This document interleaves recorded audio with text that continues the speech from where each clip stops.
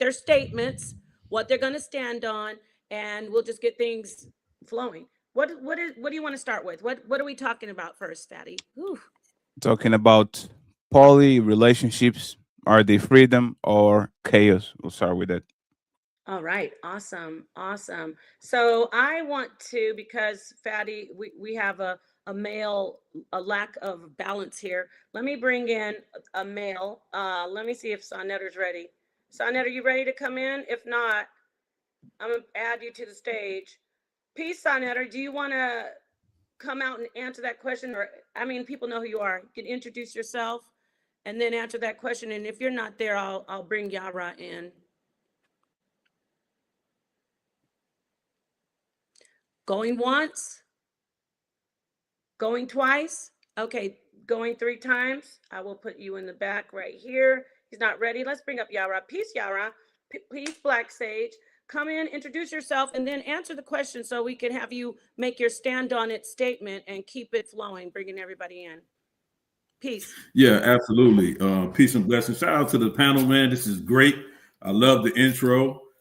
Sister Napah, peace and blessings to you on your debut show. This is fantastic. Love the way it looks. Shout out to the Sister Melanin Legacy.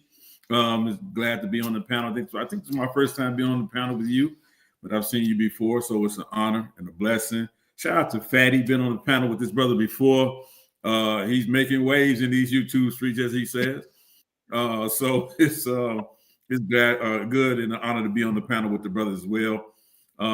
One thing I learned, we can all agree to disagree and still have a brotherhood and a sisterhood that's viable and important for our people. I'm going to say this. Everybody knows, I'm an Israelite. So, but I will say this, just to give you guys some context, right? So I don't think you cannot be, if you follow the Torah and if you believe what it says, right? And if you believe you can have multiple wives, I don't think that you cannot be polyamorous and have multiple wives. To me, it just doesn't make sense how you can separate the two. So in order for you to even keep that mindset for those who follow it, I know every Israelite doesn't follow that. There are some people who are not Israelites that are in that follow polygyny or in polyamorous relationships. I don't think you can separate the two, to be honest, to a degree. So I'm going to stand on that tonight, and I'm going to argue that, man. I'm going to debate that. I'm going to stand on that. If I have to debate it, I will. But I think you have to have that. And then I'm not talking about the FBA situation too. Before we go, we're not on that yet. That's going to be second half. Okay, gotcha. Perfect. So, yeah. Melanin, thank you so much. You're standing on that. That's what you're holding to. Melanin, would you please ask the question again to our sister Sheikah? We're bringing Sheikah in. Sheikah, introduce yourself, and then you're going to get the question from Melanin. What you're going to stand on for the rest of the night regarding poly. Go ahead, Melanin. Beautiful. So I think the question is poly freedom or is it chaos, right? Yes, poly relation. Yes. Go ahead. And this is my beautiful friend Sheikah. She is an educator, but you can introduce yourself. I'm just so happy to see you. All right, go ahead. The three of us have a little background, Melanin, Sheikah, and me, but that's a whole different. Go ahead. I don't want to stop your flow because this is what you're going to stand on. So you better say what you need to say and stand on it. Go ahead, Queen. Okay. I'm Sheikah Atiba. I'm an educator in the DFW area. I'm going to say shout out to the entire panel. Thank you for having me on. Is poly chaos or freedom? I'd have to say, for the most part of the things that I have seen, I would say it's chaos, only because the governance of it is uncontrolled. There's nowhere for people who are in these relationships to really appeal and have things enforced in a proper way. And so that is my concern, especially for women and children who are often left out when these things occur and left fighting for things that you really can't prove. So that's what I'll stand on. Thank you so much, Sheikah. Okay, locked in. Yara and Sheikah are locked in, Fatty. What do you think so far? What do y'all think? Melanin, Fatty, does it sound like we're going to be going head to head. I think Sheikah and Yara are going to be banging heads later on. So y'all want to weigh in before I bring in the next victim? Well, Sheikah talking from like a legal standpoint about it, right? Like you feel it's chaos because we don't get to have the privileges that we should have as a monogamous relationship, right? Well, I'm talking about the legal, but also the moral standpoint, because there are like people in the Hebrew Israelite community, people in the Islamic community where they are facing certain things within that poly relationship that are not necessarily enforced or made right or, governed. There's no government. It's like a free for all. And then where does that woman go once things aren't right? Because like, for example, in the Bible, it states that you're supposed to take 1 year to make your wife happy. Well, if you already have a wife, then you have to take 1 year to make this new wife happy. If that doesn't occur, where does she go to get that enforced? Okay. Without further ado, I'm going to bring in, you're locked in, Sheikah. Okay. So I'm going to bring in Rachel. Rachel, thank you so much for joining us. I'm glad you have your mic muted, but I'm glad you're here. Introduce yourself, and then the question is poly relationships. Now remember, I'm saying poly, not polygyny, not polyandry, just poly from whatever you want to do it. More than two people in a relationship. Poly relationships, Rachel. Introduce yourself and let us know. Are they good or are they chaotic? Do they cause your life to be chaotic? Hello, my name is Rachel, and I'm going to say for me, it will be chaotic, but I don't know. I think it will be chaotic. I don't know, because I don't know how other people are, but I'm going to stand on chaotic. There you go. Because we don't do I don't knows up here. Yeah. You gotta yeah. stand. I'm gonna say chaotic. Okay, and so let her lock in. She's locked in chaotic, and let's get in here with bringing in Sister Light. She's gonna let us know. You heard the question. You've been back there, I know, chomping at the bit, right? Ready to get in here. Peace to you. Introduce yourself. Peace Let to us the know panel. where you stand. Is poly just a nightmare chaos for your life, or is it something that really is doable and good for you? Peace to the panel. Napah, thank you for having me up here. My name is Light the Diabolical Diva. You can find me on Instagram under Diabolical Divas or Paradigm Shift under Diabolical Divas. For me, I've seen instances where it works, and then I've seen instances where it just doesn't work. So for me, I'm a little on the fence. Like, I don't know if I could do it. I think we don't do on the fence, y'all. I believe Y'all it's chaos. did you see the title? I know. I believe it's chaos. So I'm going to stand on that. Okay, you're gonna stand on it. Awesome, I love it. Stand on that. So you got to get in here and fight too. You can't be like, well, I didn't really mean. Why am I singing la la la la la? I love that song. It means I love you. I love you. So, the inside joke. Okay, so last but not least, because I don't know where Sonnetter is. He's the eye in the sky. He's everywhere. But let me bring in my sister. Oh, there he is. So you ready? You're just gonna jump the line. You're the most important, Genesis. Let Sonnetter jump the line. Sonnetter. Does anybody want to? You can bring in Genesis first. No, you're up here. I'm gonna let Fatty address you, man to man. Fatty, give him the stand on it challenge. What's up? I'll hand the mic to you. I have to address who? Sonnetter. You're gonna ask him the question that he's gonna stand on. Oh, are poly relationships chaos or freedom? Yeah, freedom. Got it. Sir, your mic is muted. Poly relationships, chaos or freedom? Yeah, you have to choose and stand on it. It could be either or. Did they not get the memo, y'all? You don't want it to be either or? No, you stand on one position. One or the other. Or the other. I'm going with the poly, of course. We know why. Okay. On the poly. All right. We'll Poly hold is good. It's good for us as a you want man. to say anything else? Yeah, go ahead, elaborate, and I'll bring Genesis. No, I'm just saying poly is good for men, for the man. You know? What about the But not for the woman? No, I'm talking about in the sense of because a lot of people, no, it's good for the woman as well. Definitely good for both of us, but for the men, we need that. We need poly because man, women. Go ahead, Nepal, because my throat right now. Go ahead, I can't Hey, talk. go ahead, get out. Drink something cold. All right. So last but not least, we're gonna bring Genesis in. I'm gonna tag you, Melanin. So we're gonna jump her. No, Genesis might agree. I'm gonna tag you, Melanin. Go ahead and ask her the dual question, the stand on it question. Hey, Genesis. So is poly freedom or chaos? Stand on it. All right, so I'm gonna stand on this.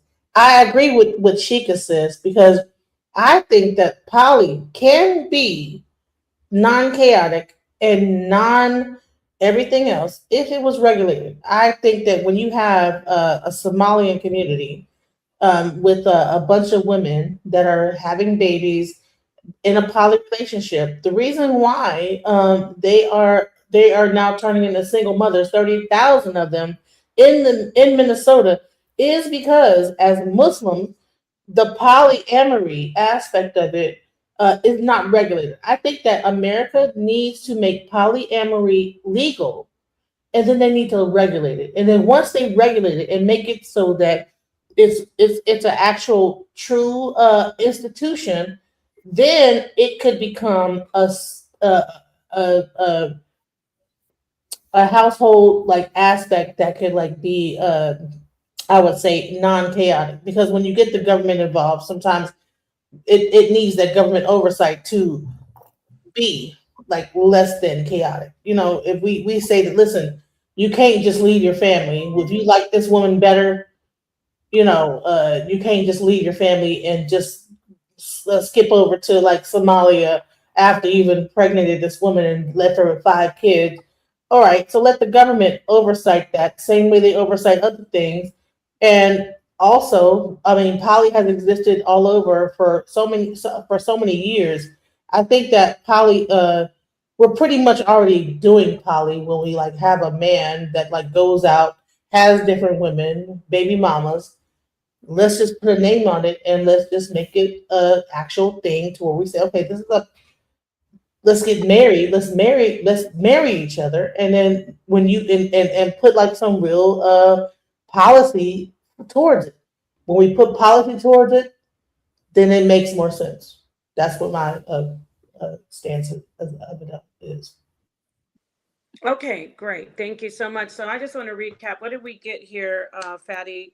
We have Sheikah said chaotic or not chaotic. I can't remember, Melanin. Fatty, did you? Yeah, she said chaos. So it's chaotic. Rochelle said chaos. Light said chaos. Genesis said chaos. Yara said freedom. And Saw said freedom. Yeah. Did Fatty answer? I'm gonna get. That's what I'm saying. I want to move now to. Let me clarify. I think it could be non-chaotic if there was government oversight. So which one did you say? Chaos or not?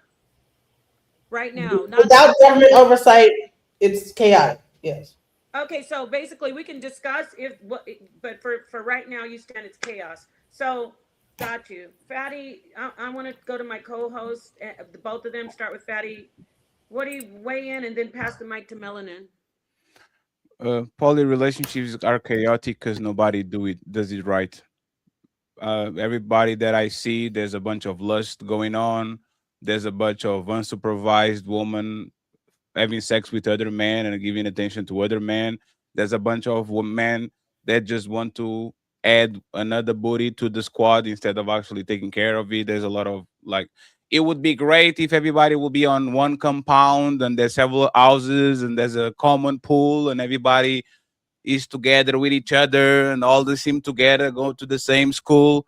Most of the people can afford it. Most of women are not configured to actually share their man on an official way. They do it on an official way. As soon as the man turns their back, they start to cat fight and There's a bunch of backstabbing and all that. So on the perfect world, there will be awesome. On this world in 2025 is adding chaos. It's very difficult just to keep one woman, let alone 3, 4, 5, 7. Okay, you heard him. He says chaos. What about you, Melanin? Do you agree with that? I think poly is freedom. I don't like that it can't be translated correctly while most of us are practicing it. But I think it has to do with women and jealousy, men and not being honest. So I think if we take care of some kinks, it's definitely freedom.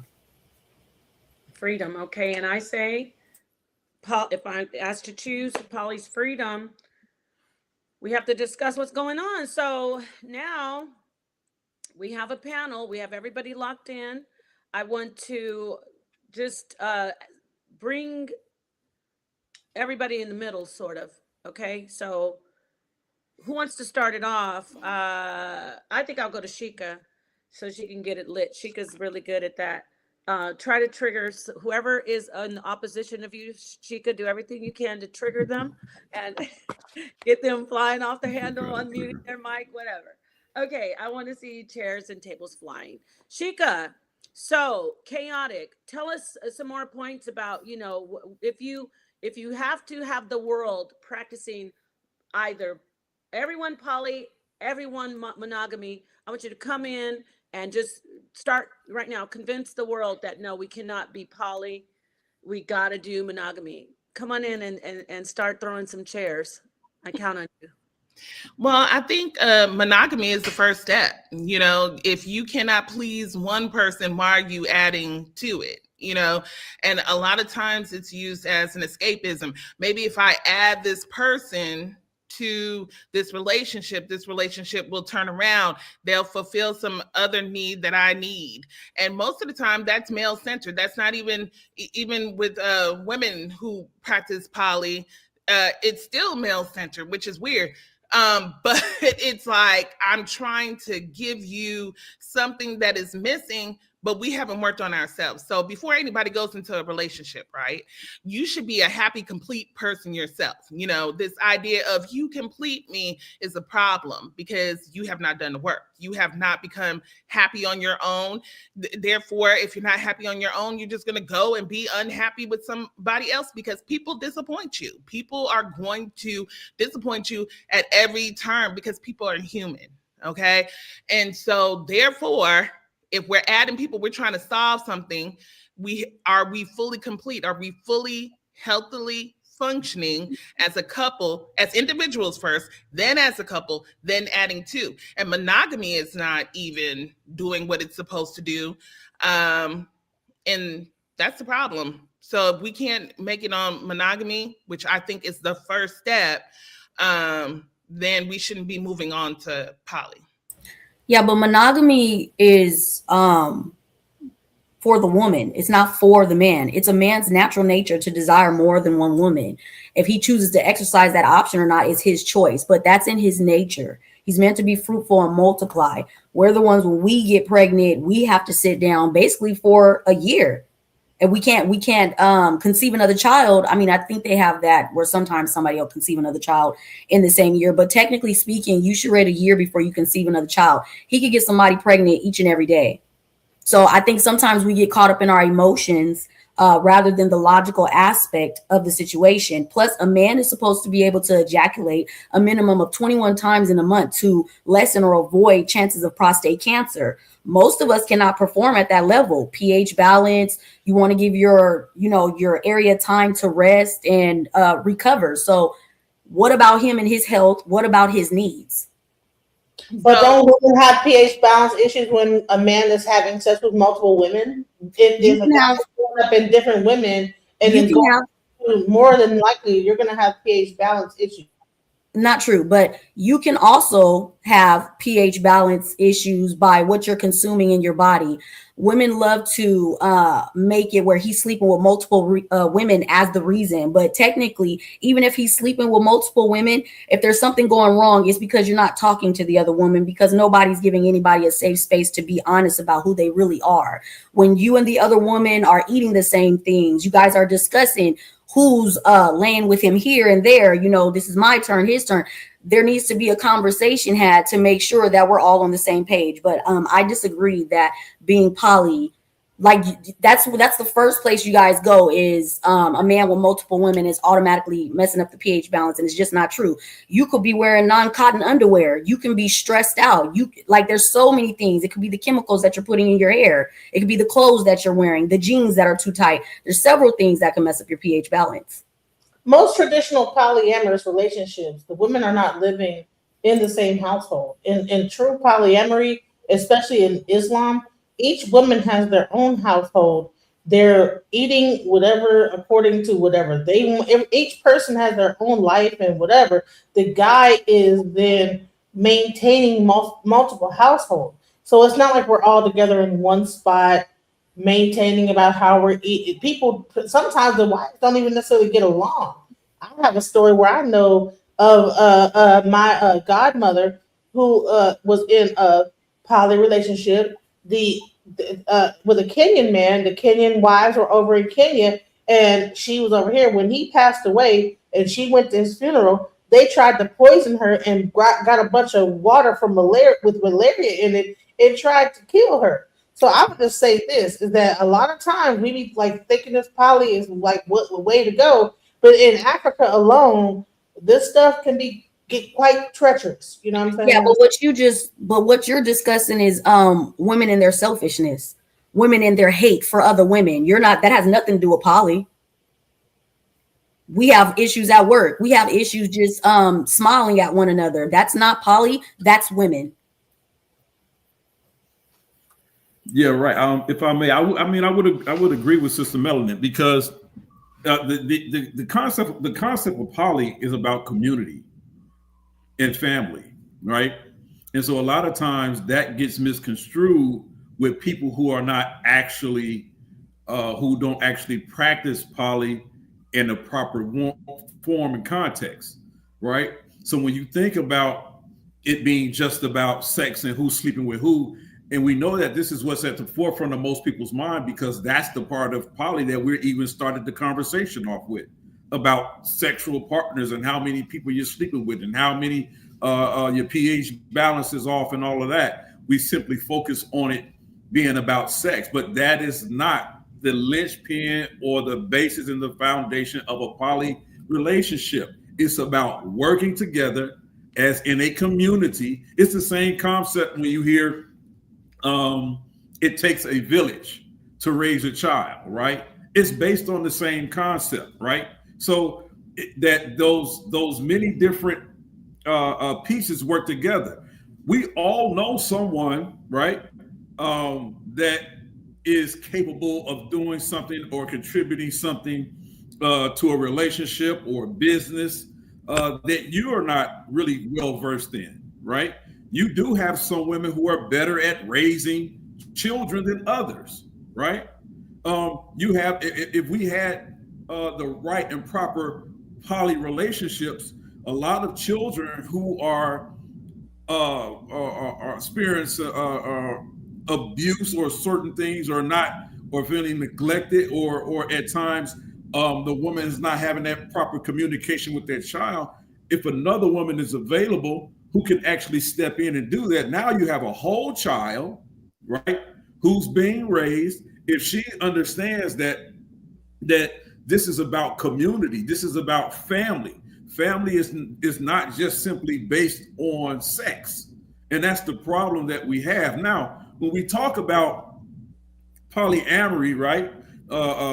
Can you love someone more than one person? Well, let's take a look at this, right? Let's completely be honest with it, right? A lot of people have a very poor definition of what love is, right? We've heard this song, and I'll land in a moment. what does love have to do with it, right? Well, the problem with that statement is that it has everything to do with it, right? It has everything to do with the proper relationship, because the Bible tells us if you truly love someone, then you won't treat them a certain way. You won't talk to them a certain way. You won't put them in certain situations. Love seeks to heal. It seeks to bring together, right? It doesn't seek to destroy. But a lot of times we float off ideas of what we learn, especially in this Western society, of this dangerous definition of love, that it holds no weight, right? But when you have a community that can work together, especially in a polyamory relationship, especially where there are children involved, like that's a dynamic thing if it's done in its proper context. A lot of times we just hear things, and as I said before, it's not a coincidence that when we start talking about this topic, it's all focused on sex, and that's the wrong avenue to take with really understanding this. So I'll end there. Well, let me address this. I'm sorry. I just wanted to ask Sister Melanin a question. You said men need to ejaculate, you said 21 times a month? Yeah, minimum of 21 times a month to lessen or avoid the chances of prostate cancer. Okay, so women, right, should have an orgasm up to 3 times a week. That leaves it 30 a month, right, for women. That's to alleviate stress, anxiety, and a host of other things, right, that come with going to work, raising children, just day-to-day life, right? Okay. So my thing is, if you most men can't even handle that with one woman, how could he handle it with more than one? I've never heard of most men not being able to handle it. A man can release, and if you know what you're doing, it's going to stand right back up. So I'm not aware of that. I mean, yes, they can release, but do they have a high enough sex drive to do that, to please more than one woman over a course of a month? It's actually harder to keep pleasing the same woman repeatedly. You put I'm just being honest. If he could have just released, and you bring another woman that he has not experienced, it's gonna rise for her. Like, you just have to understand the nature of men. But I would have to disagree with you.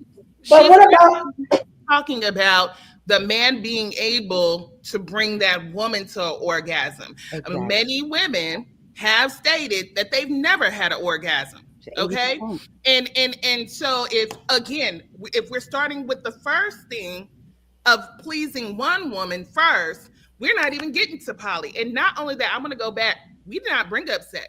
Those who are not for poly did not bring up sex. Y'all brought up sex. I brought about being a whole person, making sure that you are individually happy and you can bring that to a relationship. And Yara, why can't we have community without the sex? Because I have a community around me who can step in when I'm not being the best mother or I don't know what to say. I have people who will say, hey, Sheikah, let me go ahead and take her for the weekend. I have community and those things are happening. And let's also go back to our examples of poly. Our examples of poly are people who grew their own food together, okay? They wasn't shopping at Walmart, Sprouts, and this and that. These are people who lived a whole life from the root, literally, to the clothes that they wore. So now we're dealing in a society where every woman has a different pH balance. So, I mean, let's go back to being a happy individual person, bringing that to a relationship, then be a happy, functioning, healthy couple, which we don't see a lot of that. 50% of marriages fail. But the women are the ones filing the most divorces, but continue. So why? Okay, so women do file for a divorce. Women also actually push for the marriage. This is the paperwork of it. You force him to marry you. No. You demand it. For the man. No. But that's not your position as a woman to be pushing for marriage. That's not your place. I thought men choose their wives. So how? Yeah, but she stated that women are pushing for marriage. She's saying they're pushing to stay married before they. I'm sorry, sis. She's saying they're pushing to stay married before they actually file for divorce. Your audio, Sheikah. Your audio. Damn. Okay. Hold on, let me see what I can do. Do you want Yara to jump in and respond a little? Well, I do want to say something real quick. Yara, you want to get in here? You want to respond to Sheikah? Go ahead. Oh yeah. Yeah. Yeah, I just want to say, she said, why we can't have community without sex. Well, I don't know how people come into existence in this world without sex, right? You need to make babies. So that's the first priority of what sex is for. It's about reproduction, number one.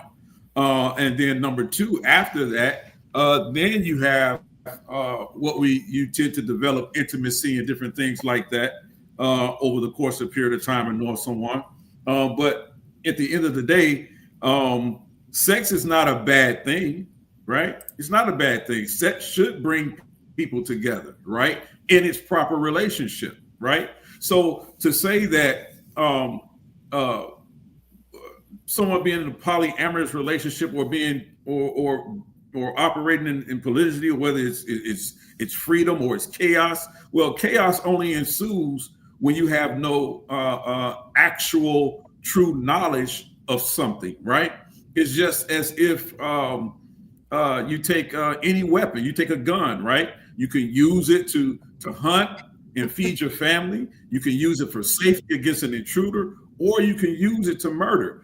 Everything that we deal with and involve ourselves with has to do with how we view something. And most of the times, especially people in this country, we view topics like these in the scope of Western mindset, right? And how they separated families, right? When our people were brought to these shores, or even if you're indigenous, we'll get to that later, they still had multiple wives, right? And they had multiple wives to do what? To do various different things. Some would take care of the household, some would take care of the children, some would help by the field. Even in the Bible, and I'll just use this because that's, I come from that. Proverbs 31 talks about a virtuous woman. And it tells us that virtuous woman, she considers a field and buys it. In other words, that's a boss chick in real estate.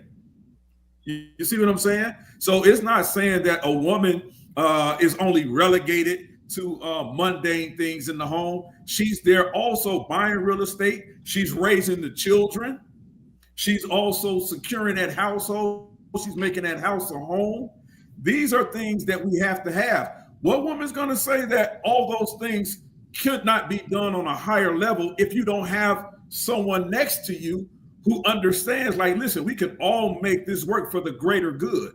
Oftentimes we look at things in a selfish manner. Well, I don't want nobody touching my chicken. I don't want nobody messing with my chicken leg. That's my chicken. You see what I'm saying? But what about let's all eat? You see what I'm saying? That's the concept we have to deal with. But I understand that there's these narratives out here. We see it all the time with these reality TV shows, these love and hip hop. They're fun to watch, but they're detrimental in formulating people's thoughts about what actually a polyamorous or poly relationship actually should look like, right? And so I'm just saying, like, I'm not saying it's everyone does it perfectly, but I do agree it is a perfect system if it's done correctly. That's just like anything. You're an educator, Sheikah. You're an educator, and you know the difference when you're dealing with people who have bad methodologies when it comes to teaching children, right? Although they claim to be in education, they may think and some are even rewarded, right, for their service. But you can tell I've had some horrible professors in university, horrible professors, right? But you can't get rid of those tenured. They're tenured. No matter how much you complain about them, you're not going to get rid of them. They're just there. But again, when we look at this topic, we can't just simply look at it through a narrow scope. We have to look at it as, what are we looking at now in our communities? What are we looking at now in our communities? I've seen in just this last year, and I'll end here, in just this last year, more women coming on to social media spaces saying, I just needed some help. I just needed some help. There's no one here to help me. I don't have my grandmother. I don't have my mother here.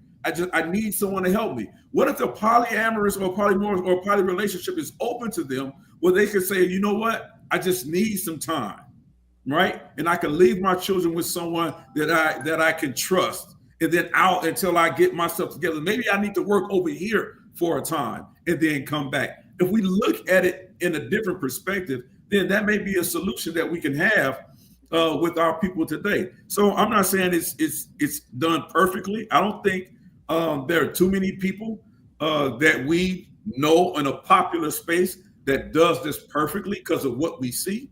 But it is a perfect system if it's done correctly. I stand on that. Statistically, women create community on their own. This is Okay, why they don't die Letitia, I lonely. want you to take the mic for just a minute because I'm trying to see if we're Fatty. Oh, there he is. My bad. Never mind. Fatty, I was wondering Yeah, where you Amy. were. I was Come waiting a back little in bit. here. I want you to weigh in and kind of, But she no, but she know, did break it see down your audience. statistically. You're watching it. Yeah, So, Fatty, welcome back. Can I What do be you want to heard? say and lead this? yeah. If the it's rest of possible, this let her finish, and conversation. then I go after. I go right after her. It's fine. I was saying women Are statistically you create. there? Can y'all hear Yeah, me? we heard you, Napah. Can Fatty, call me Yes, Fatty. I need you to come in I can and hear stand you. on it. I'm here. Yes, I think you have a delay, Napah. I do? Oh yeah, Yeah, because he's he's gonna here. let her speak, and then he's gonna Oh, go well, after can her. you see me right? Okay, Yeah, I see you. Well, Did he you wants to see let her Patty? speak, and then he's gonna come after her. Oh, I didn't know he was on here. Damn, Yeah. I'm sorry. Okay, my bad. Did I just put him on here? Go ahead, Put him on the panel? Diabolical Diva. I need him Tell her to come in. refresh her Yeah, stream, please. because I hear what y'all are saying. My Tell her to position, I refresh her stand stream, please. Refresh your stream, Napah. you gotta Am I refresh your slow? screen? Am I okay? It's me. Yeah. My bad. Okay, I'll be back. I'm just gonna refresh. Sorry about that. I'm gonna hand the Go mic over to your go ahead and Fatty, finish I'll your be right statement, back and to you I'll due come to right these after tech you. difficulties. So what I was saying is Say that something after that. women create community, right? This is why women do not die alone. When you look at the statistics of men that die alone, they don't create Can y'all hear community. me? They don't even create Okay, I community didn't to want to the just point. anybody. We Y'all. can Yeah, hear you. Yes, we can hear you. We can hear Yeah, you. so I'm gonna hand the mic back over to you guys. Yara came in, he came back, retorted. I'm gonna hear from Genesis. Actually, let's get Rachel in here. No, I'm sorry. well, light is Either finishing what she one, was saying. anybody jump in, please. The silence is killing me. It's like a dagger. No, to she's the talking. soul. I think you can't hear us, Napah, because light is talking. Yeah, where'd she go? someone's talking I right can't now. hear her. No, not at all. Oh, now she's gone. All right. Damn, Well, I can't hear her. It's me. It's me. Sorry, because I was okay. just hearing silence. Yeah. And Apad, All right, my try bad. to take I'm care gonna of the move. technical Sorry. difficulties. Melanin and I will handle it if you are having troubles. Okay. Yeah, she'll be back. Yes, and the lady, I Rochelle, don't did know. you say you wanted to speak, or who wanted to speak?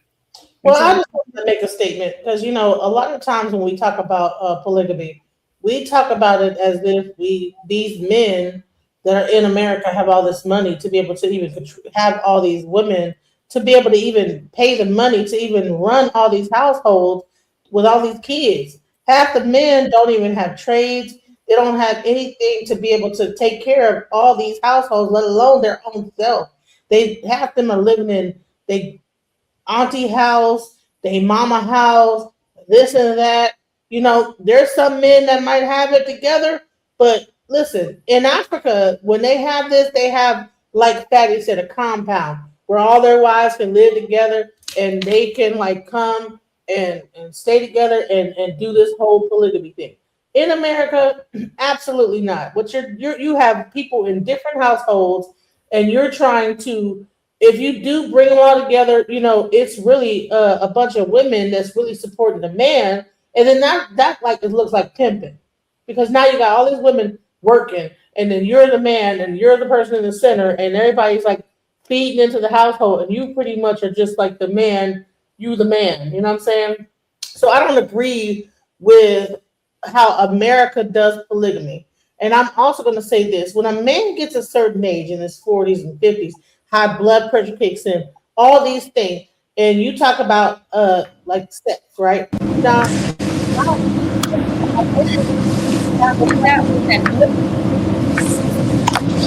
Rachel, mute yourself, please. Rachel, mute yourself, please. Somebody. Rochelle?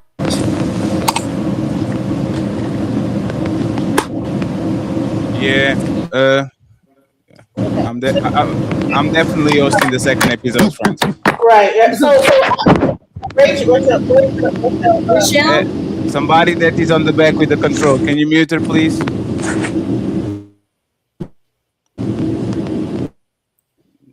Right. So, anyways, as I was saying, if you could hear me over that, a lot of times people have a man, or have this whole situation with this whole like imaginary thing. But when guys get a certain age, right, you got to have things that kick in that like actually affect their ability to keep it up, right? But then they might But still. it's the same for women though. As we age, it's not as wet as you used to be in your 20s. So what is the point? Exactly. So my point is that why are we bringing on this whole because a lot of polygamy, it's a bunch of young. They want to get the younger. Once the old one gets old, they keep having kids. Can't take care of them, leave them. This is what's happening in Minnesota right now. A bunch of 30,000 Somalian women are right now. Who cares? Who cares? Like, there's 30,000 baby mamas in Minnesota that are not Somalian. Like, who cares? Monogamy is not working too. Like, this is the let's go to the worst case scenario of polygamy and the best case scenario of monogamy. Respectfully, if y'all actually, one second, because you were being very long-winded. You were being very long-winded, Genesis. If y'all wanted to make it work, y'all would, because y'all splitting baby daddies right now, unofficially. Y'all literally doing it right now. Most of these women that are having kids with these dudes for the most part already, like y'all already sharing him. You either just don't know it, or you do it on I get him this week, and when he gets mad at me, you get him next week. For the most part, it's because women don't want it to work. It could work if women had a serious mentality about actually building for the kids. The problem is a lot of times these women are getting on these poly relationships for them. They're not getting on this poly relationship for the kids. They're not getting on this poly relationship for the group. They are getting on this relationship for them. And as soon as they don't get what they want, they are willing to break the family up and separate their kids from their brothers and sisters just because they're not getting their way. That's why it's not sustainable. It's not because it's a bad system. It's because the people inside of the system a lot of times come in the system for selfish reasons. That's all. Like, so stop talking about the Somalis and in Africa and all these things. This is irrelevant. It's not working right now in the West with monogamy, and these women have 30,000 baby mamas anyway. In America, in Minnesota, right now, 30,000. How many single women are in the United States that have the father is not in the household? Do you say there is more than 30,000? Is it fair to say? It's fair to say that. However, so how is that relevant? These are polygamous households. So if polygamy worked, then there would not be what you're saying. There would not be DJ Genesis. Relationships are not working, period. Either be poly or monogamous. How many friends do you have? How many kids do you know that their father is not on their house? They are being raised by their mama. Like, how many? That's why I'm saying it's irrelevant. You are picking on a small community in a very adding a man doesn't make it better. It does not. The number one thing in a household that shows that there is an abuse is a step parent. Okay, that's the number one sign of bringing in other people. So saying, okay, well, you can run around with your dick and I'll stay in line for it, does not help either, because we've seen men who do that, who try to do poly, and they have one set of wives, then they come back with a whole nother set of wives. So let's not act like. Let me ask you. One second, please. So, Chica, let me ask you something, Chica. Do you have kids? Yes. Is the father of your kids with you? Nope. Are you dating? Nope. You're not going to date forever, right? Till I want to date, till I feel like it's a safe space for me. So isn't your situation the same thing that you are mentioning right now? You are going, because the father of your kids is not with you. As soon as you start dating, you're going to introduce a stepdad that is going to be on the same situation that you're talking about. No, I'm not allowing anybody in my home until my daughter is 18 and out the home. So if you're not and old enough and able to defend herself, I'm willing to wait for that because I'm investing in my daughter. So when will this be? When she's starting dating? In about 10 years. Come on, and you're saying like you're going to stay on the lines, I not did. having no relationship with nobody, just going to.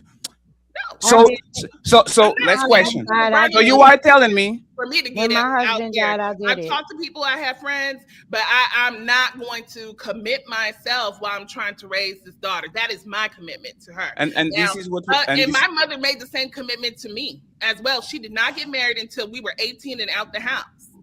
and this is what we're talking about, right? Y'all already have broken homes without polygamy. That's the point. The biggest stress point of a kid becoming alcoholic, a degenerate, a gambling addict, a criminal, all these things, like there's more risk if there's no man in the house, period. More than actually you bringing somebody, a male figure from outside to take care of those kids. If you are going to That's actually about absent parents, not no, absent dad, not parents, dads. dad. The absent Yes. dad is absent, but if the dad is actually co-parenting with the mother, those stats significantly drop. So if you have all those, like if it's about the kids, well, go back to him. You're good, right? Why would I want dysfunction in my child's life? We can What? happily Why is it? co-parent. Why is it We can happily dysfunctional? co-parent. I'm not going into my personal life, but Yeah, we can you happily don't have to be co-parent. dysfunctional. You just have to We say can yes, sir. happily co-parent and have two healthy parents for this child. Or you could make Or it work. I can go back to dysfunction and we can be dysfunctional. We were not in a healthy situation. A single not parent going household is already I'm dysfunction. selecting. A single Just parent because household a is man- already My dysfunction. daughter's Hold on thriving. real She's quick. gifted Just and because a talented. She woman gets is straight A's in single, school. She just- has right. friends. She's happy. But just because a woman is single doesn't mean that father is not 100% of helping raise that child. He's not. No, listen, he is. It doesn't because I can prove it. Hold on, you can't prove it. Let me Because- prove it then. No, let me. Let me tell you why you can't prove it. Okay. Because you don't know everybody. Oh, here you Right? go. No, it's the truth. Like, Are you against? Are you truth. standing on What? light? Are you standing on chaos, or are you saying it's freedom? I'm standing on chaos. So let me prove it then. Hold on, because as a woman whose child's father died, I didn't date, and whatever I did outside. Because my kids, You're a special situation, though. Your but I'm not. circumstance is But I'm not, special. because I could have. Hold on. Because I could have gotten any man that I wanted, right? But he's unalive. He's not alive. He's That's not what there. It situation doesn't matter. count. Listen, because guess what? It does count. I had a community of men. No, it doesn't count. Stepped in. It does count. You can't go get him. The dad is not there. Here. So Yeah, her the dad is not situation there. wouldn't be valid for what we're. parent situation. No, but she has no other choice, though. She has no choice. That's the point. She didn't choose I it. have a choice. No, he's not. I'm saying the biological father. That's not your choice for him not to be there. You have a I could have choice. brought a man Some into people my don't have a home, choice. or I stayed single. Damn. That's not the point. You were forced into a situation. You don't have a choice. For example, if a man is going to cuff a woman that is a widower, she's an honorable woman. Nobody's going to say, "Oh, I don't want to be with the baby mama." Like, is actually a genuine thing. But when you are choosing to break up your family because of, for whatever reason, and then again, I'm not defending the abuse, the putting hands on you or like those things that actually can put you in physical danger. But once you break the family, you can be 100% a good father because you are not there 100%. The best ability is availability. You can be the number one father of the world. If you can be with your kids 7 days a week, you will never be better than the man that is there every day, all there, putting the kid to sleep, waking up, taking it to school. You can do it. So once again, y'all choose things that are good for yourself. This has nothing to do with the kids, and this is why poly relationship doesn't work, is because these women are not getting to poly for the kids. They're getting to poly for them. And as soon as it goes that another way, now they remove themselves for the situation because they're not winning. This is this panel actually is the microcosmos of what I'm talking about. Selfish people trying to do selfish things and then saying, we are better this way. Go ask your daughter if she actually didn't want the dad in the house. Go ask her. and see if she's going to say no. I want him away. I know the answer to that, but your response is very emotional because if you actually look at the data, and I do because I'm in education, if you have a dysfunctional household, it is better to have two healthy parents who are separate raising that child. Elaborate dysfunctional.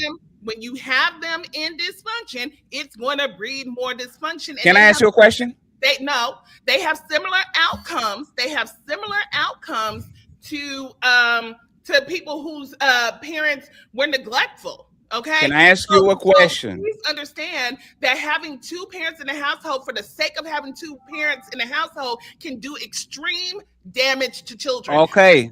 So can I ask you a question? Is a woman raising a kid by herself inherently dysfunctional? Like dysfunction means we have a level of normalcy with two parents and all these, and then one. Like if a man is raising a kid by himself, resources, and I do. So if you have resources, then your child is not going to feel like, oh, I don't ever have my mom's attention. My daughter goes to the school right across the street from me. Okay, we spend most of our day together.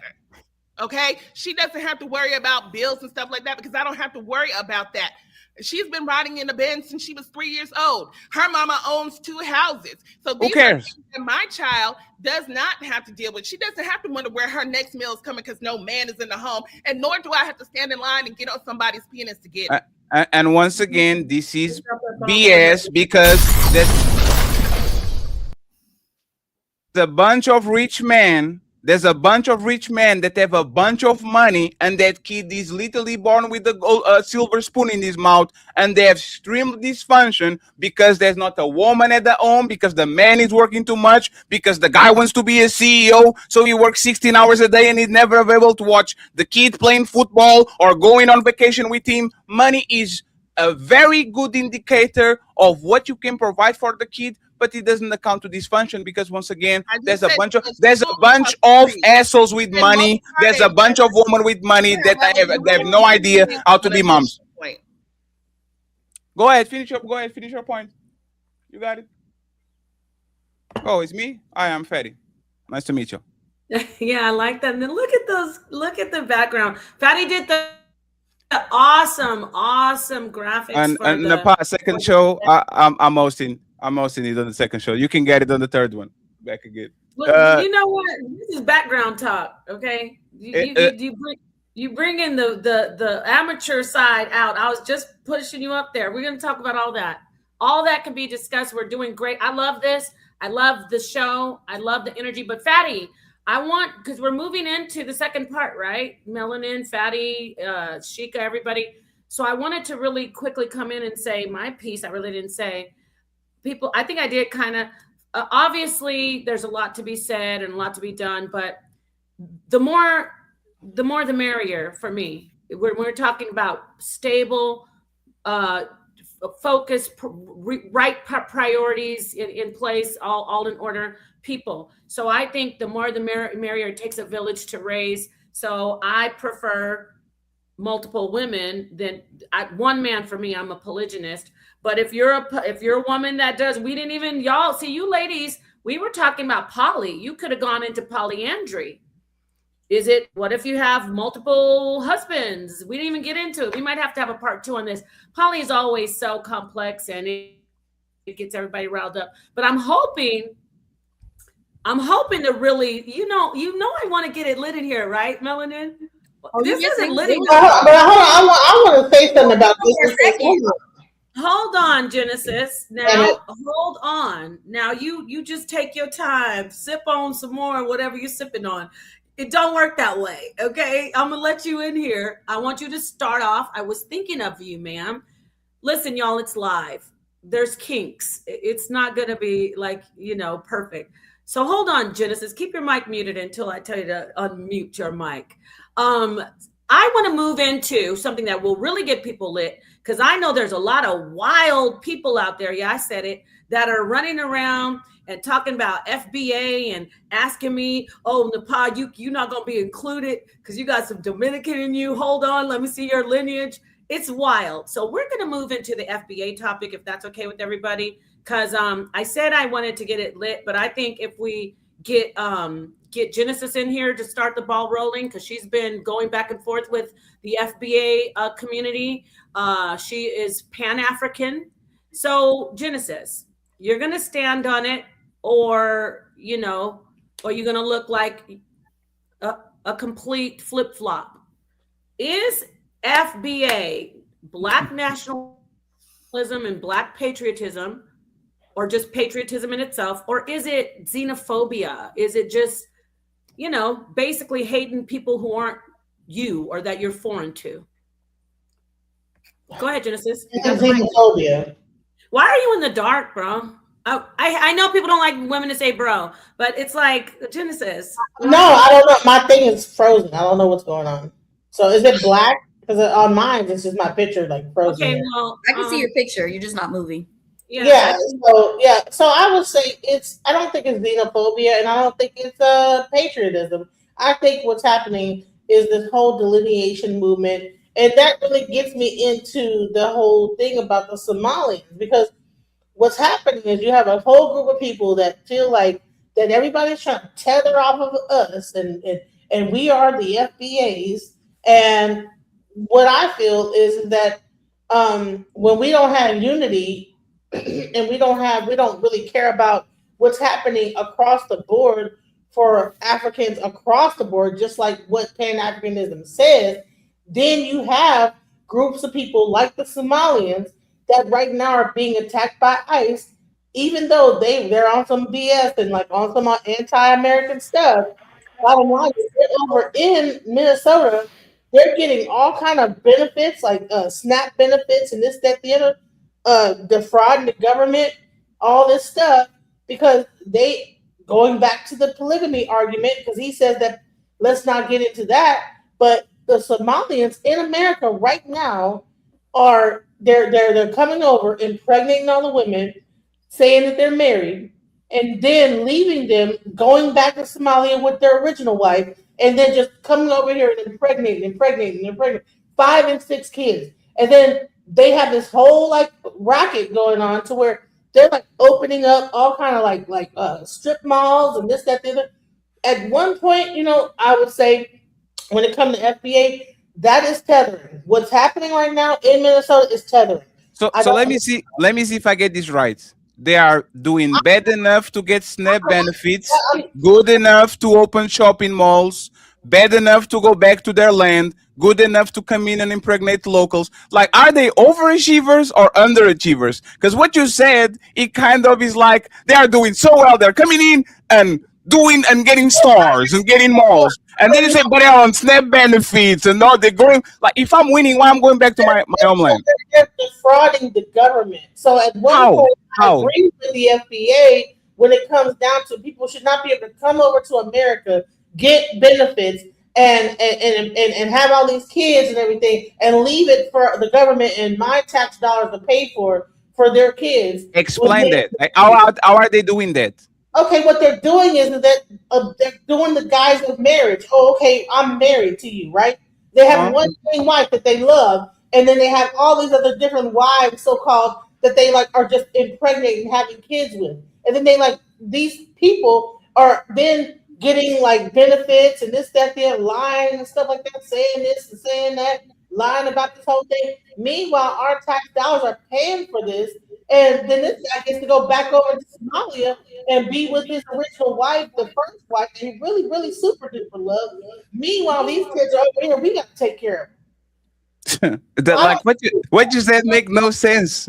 So I'm going to come to the United States, scam everybody, get the time of my life, get a couple of kids, get business, everything is going, and then I'm going to go back to the place where I was from and I didn't get nothing like that. Why would I go back? Because you could you could live like a king over in Africa. You could like take the money from Africa and from America and bring it over to Africa. And funnel the money from America over to Africa and live good. So they are overachieving scammers. Excuse me, Genesis, can you turn your camera off? I can't see anything. No, she's frozen. She's frozen. She's frozen. No, but when she turns her camera off, at least we could see a picture. No, Napah. I don't know where you. We can see. Yeah, we can see the snapshot. Is your side, Napah? You like might not stuck, see it. I'm like stuck in animation, you know, when you see. Y'all have to pick and choose if y'all want members. Listen, at one point I was against. Napah, not Napah. Sorry, Genesis. You're going to have the chance to reply. Like y'all have to pick and choose if y'all want to kick out people that come on the United States to like that are on some bullshit and are actually underachievers, so they don't help nobody, or if you want to kick out the overachievers. Because respectfully, it sounds like you're destroying shit to the wall and try to see what it sticks. I respect if people are nationalists or people are tribalists when they say this is the problem we have. This is a bunch of something, and we need to stop doing this. But when you say they are so good that they open malls, but so bad that they are on stamps and they get some keys, but they go back to their land, but they fly, but they swim, like pick a motherfucker, pick a side. Like say exactly what is the problem you have with these losers or winners, and then we can go from there. But you are just throwing things to the wall and see what sticks. I'm It makes no not. sense.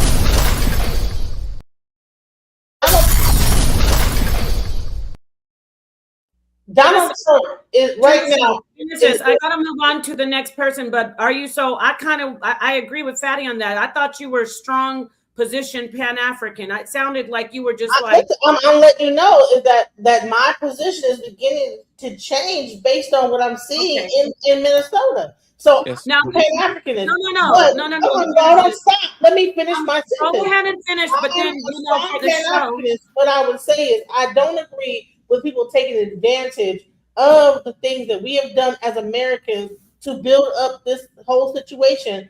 Then these people can come over here and then take advantage. I don't like that part. Now, I don't agree with the whole tether thing and being divisive. And I get it that people want to delineate. It does not mean that we have to be xenophobic and call people tethers and this, that, the other. However, when you see in communities where this thing is happening, I kind of see what people are saying. And by the way, Napah, just to make sure one thing, how many single mothers you said Somalis have in Minnesota? 30,000. How is that possible if the total population is 60,000? If the total population of Somalis in Minnesota is 60,000, how can 30,000 be single mothers? Remember, one mother and one kid is 60,000 already. One mother and one kid. Where are the men? Why are you lying to us, Genesis? Why are you lying? I'm about to bring it up. Hold on. I'm about to bring in the whole 30,000 single mothers, 30, let's imagine one kid each is 30,000 women and 30,000 kids. If the population is 60,000, where are you getting these numbers? It's single mothers. It's not talking about how many kids they got. It's 30,000 single mothers. No, but the total population, and I'm sorry, Napah, the total population is 60,000. How is that possible? See, the total population of Somalis is 60,000. How is these numbers work? Answer that in Genesis, but when you answer it, I want you to quickly answer so we can move on because we're just trying to show you the information. Really, for real though, hold on though, Genesis, my love. Do you, if the world was about to end today, y'all, I keep looking at Melanin like, are these brothers and sisters not getting it? You got to stand on it. You can't be like, well, I'm a Moko Jumbi, one leg on this side of the fence and one leg on. Which one are you? Are you saying that they're xenophobic? Do they need to stop doing what they're doing? Or are they doing a great job? Are they patriots? Are they Black patriots? Are they pushing Black power and great things for Black Americans? One or the other. Which one do you stand on, my friend? And you can elaborate, but you have to stand on one position right now. I just want to say that the current statistics. No, light. There's Sweetheart. 108,000. Light. I don't know if I have a delay.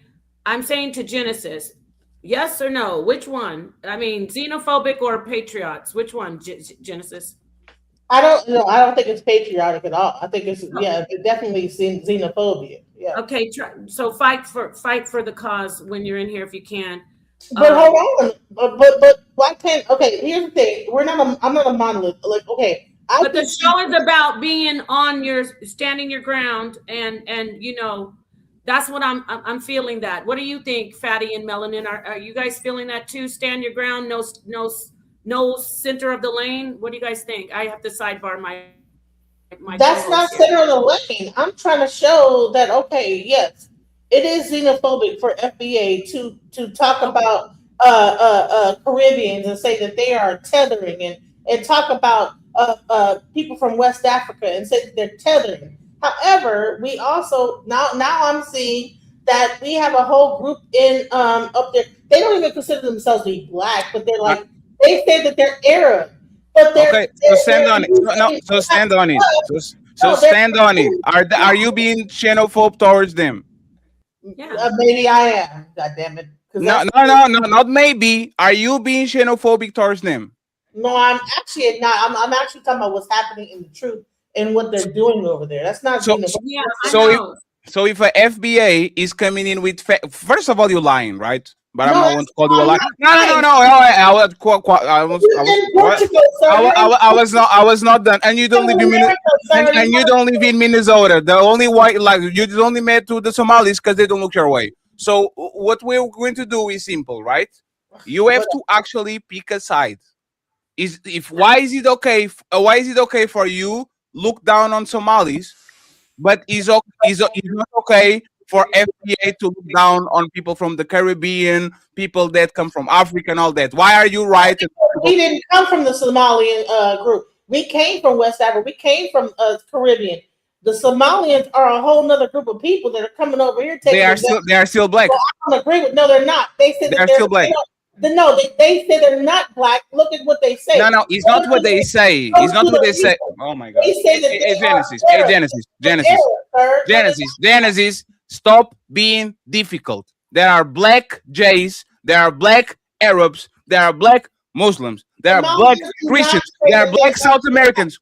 Okay, so if their ethnicity is not black, what are Somalis, Genesis?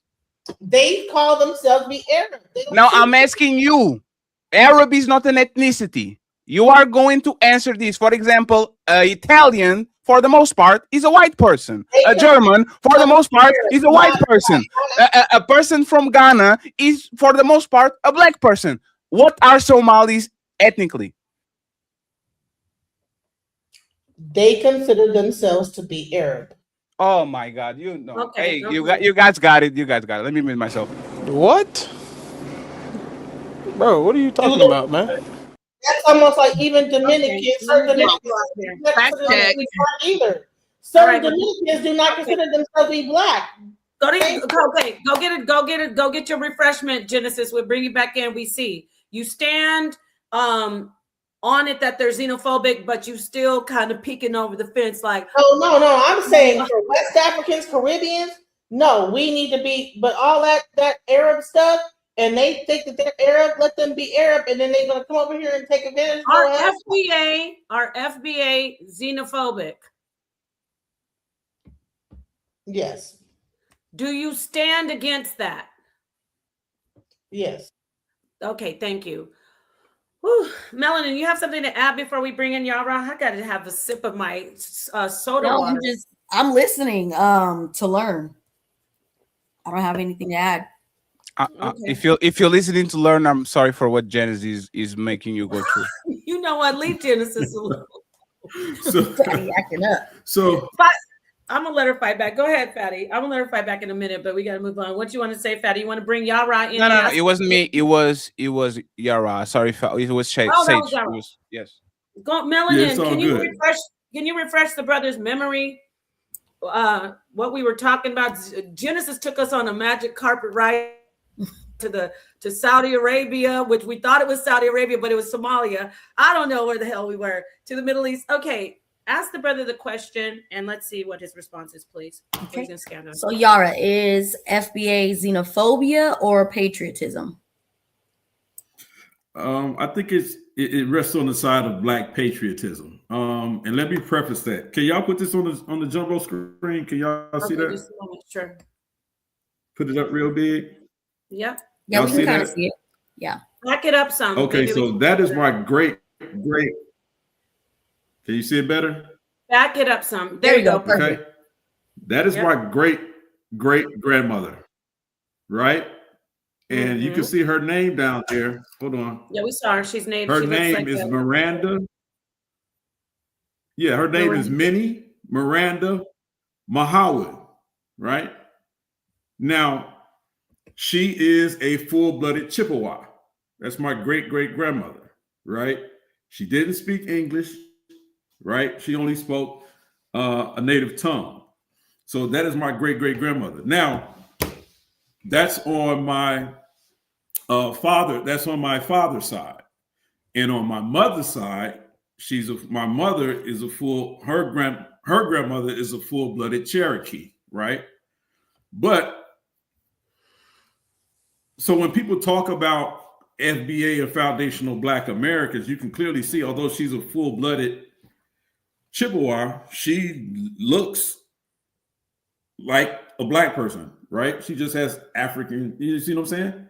She has a dark skin tone, but you can clearly tell she's native, right?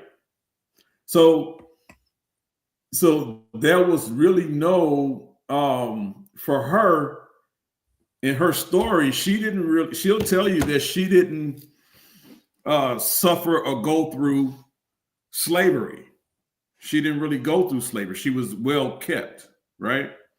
So when people talk about FBA, I understand the foundational Black American Aboriginal thing. I can put myself in that category legitimately, right? I can actually do that. But when you talk about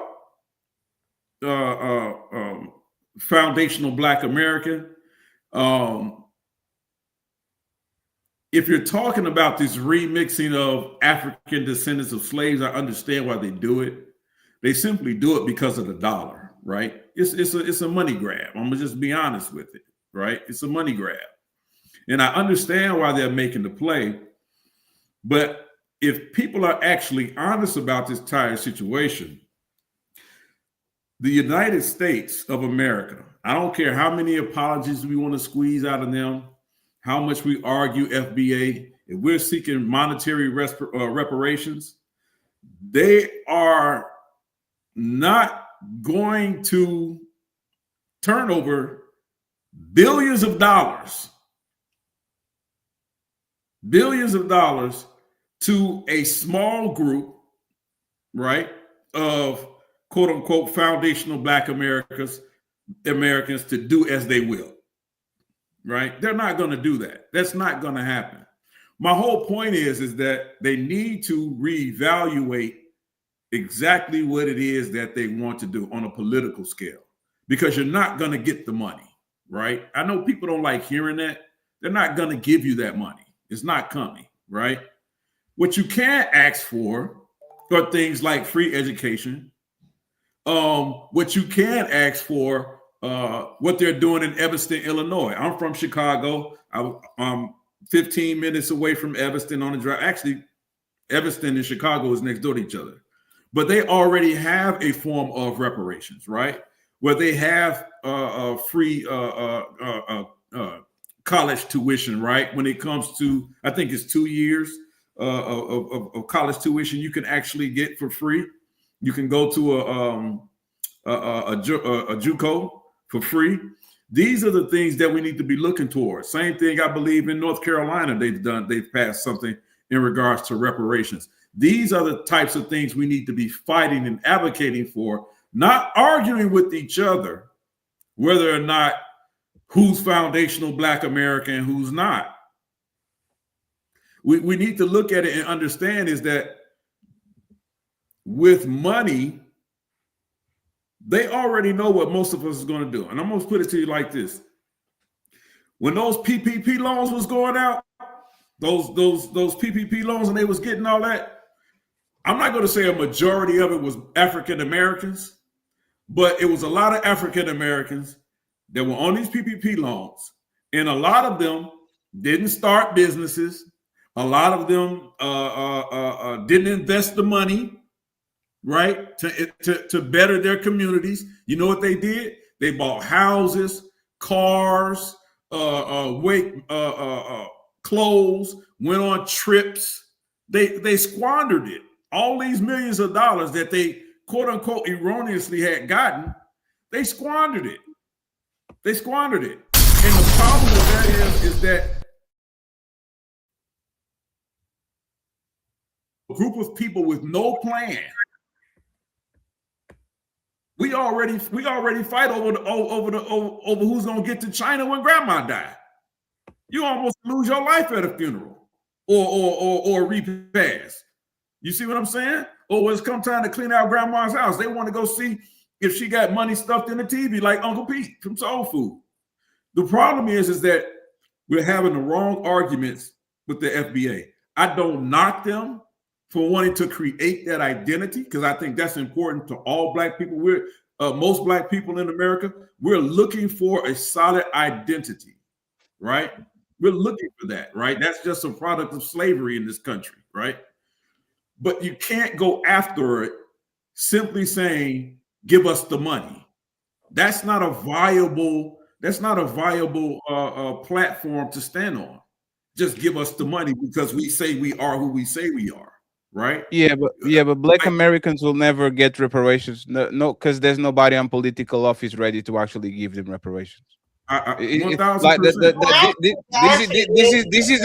This is a problem that is not a problem, because no immigrant, terror, or whatever is going to get in the way of you getting reparations. The people that are getting on the way of you getting reparations are above you and are a little bit more pale, and they don't want to have no conversation with you, just like Brazilians don't want to have no conversation with Portugal about reparations. No matter who you pick, Republican, Democrat, Independent, all of them are against reparations. Even Bernie Sanders, which is the most progressive man and wants to give health care and affordable college, when it comes to reparations, says, nah, I don't think that's a good thing. So once again, first elect a candidate or somebody that will actually push this idea, and all of that we can have a conversation. But having conversations about reparations when nobody on the pamphlet is willing to give you reparations and trying to make enemies of people that are below you for whatever reason, I don't understand. I think it's just people deciding, oh, we are not this gang, we are this gang now.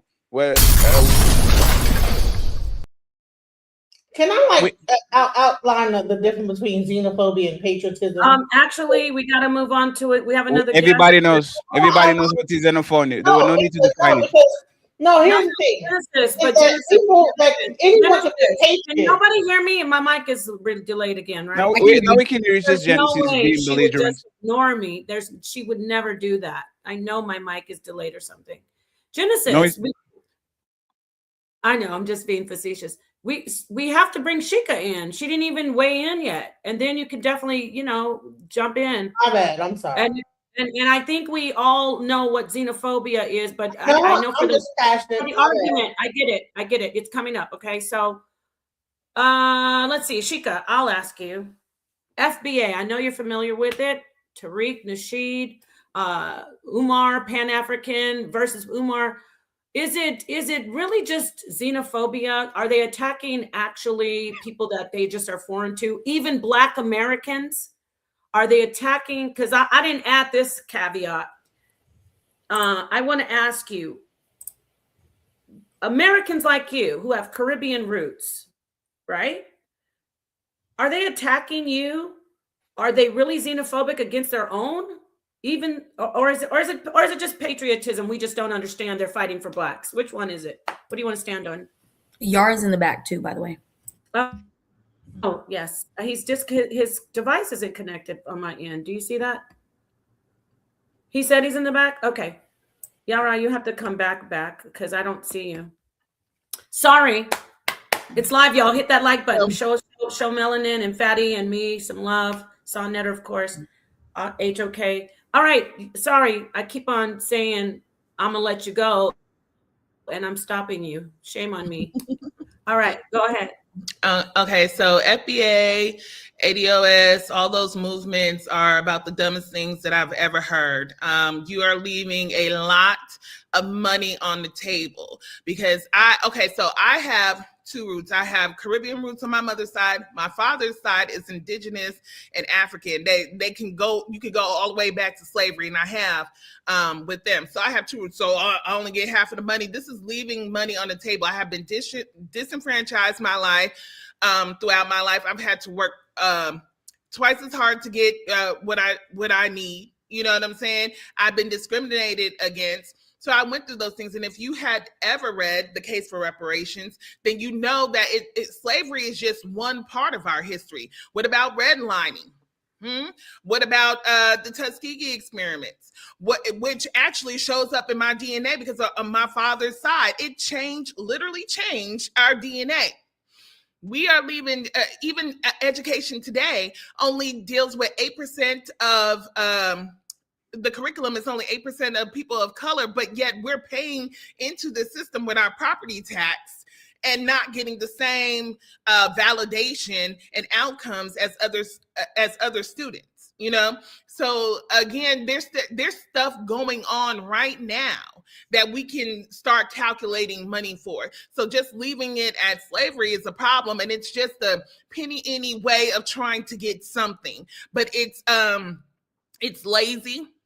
It leaves so much money on the table that we should really be getting and they're really behind the 8 ball, because I found myself in this meeting. I don't know how I got there. I think I was like on one of your shows, and then somebody asked me to come to this meeting. There are already groups in talks with the UN. The UN has a definition of those who were enslaved in the diaspora. They have a definition. Why do you think people are starting to give out reparations right now? They're trying to get ahead of the 8 ball. Okay, because it's not going to be something that we get in a vote.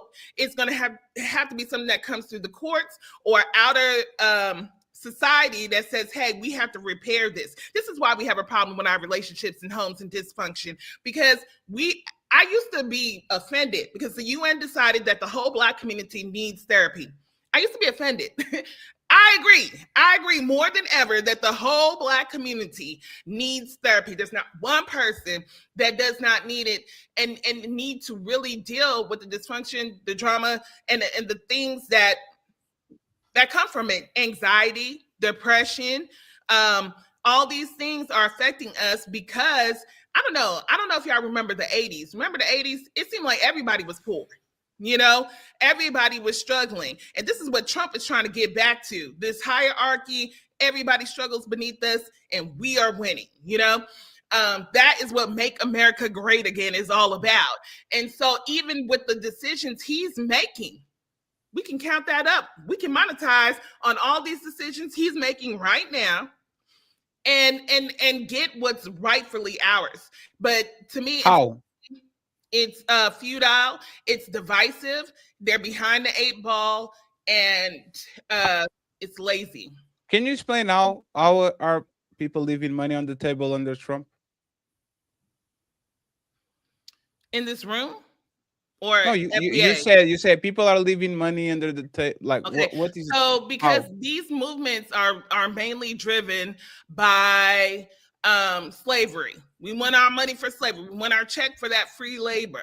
But what about everything that happened after? Black coats, Jim Crow, redlining, Tuskegee experiments, the disenfranchisement of Black people, which happened in that election with GW. I was in Florida during that election. They were actually doing all the stuff that we read in our Black history books at my HBCU. They were doing it in Florida, trying to make Black people not be able to vote. Now, keep in mind the 64, 65 Voting Rights Act. We had the right to vote. It was just intimidation and all this other stuff stopping us to vote. That can be monetized. That is taxation without representation. Yeah, so how do you get it then? If we're leaving money on the table, how do you get it? How do you get it? If the money's there to be taken, how do you get it as a community? Yeah, I mean, I'll land there. I just think that it's a lazy way, and to me, it seems like. Am I muted?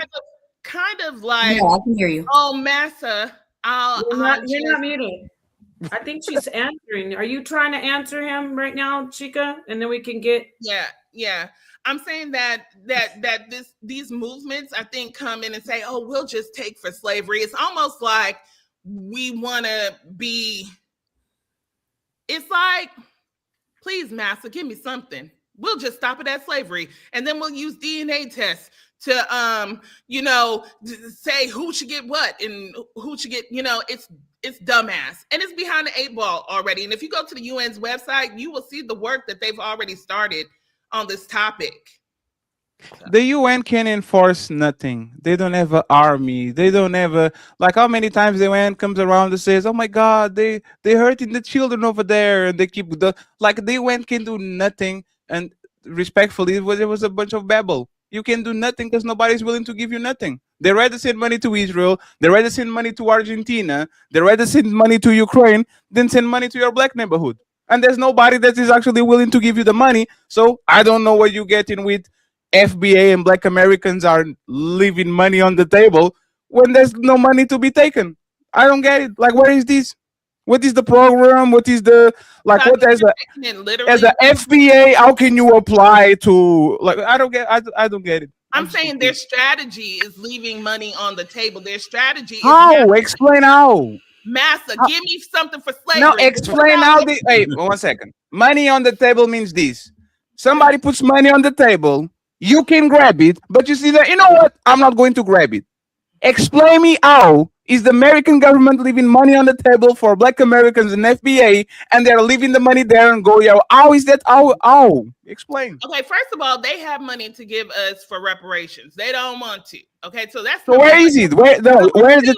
Wait, let me finish. Number two, when I'm talking about their strategy, is leaving millions, billions on the table. If they're going after just slavery.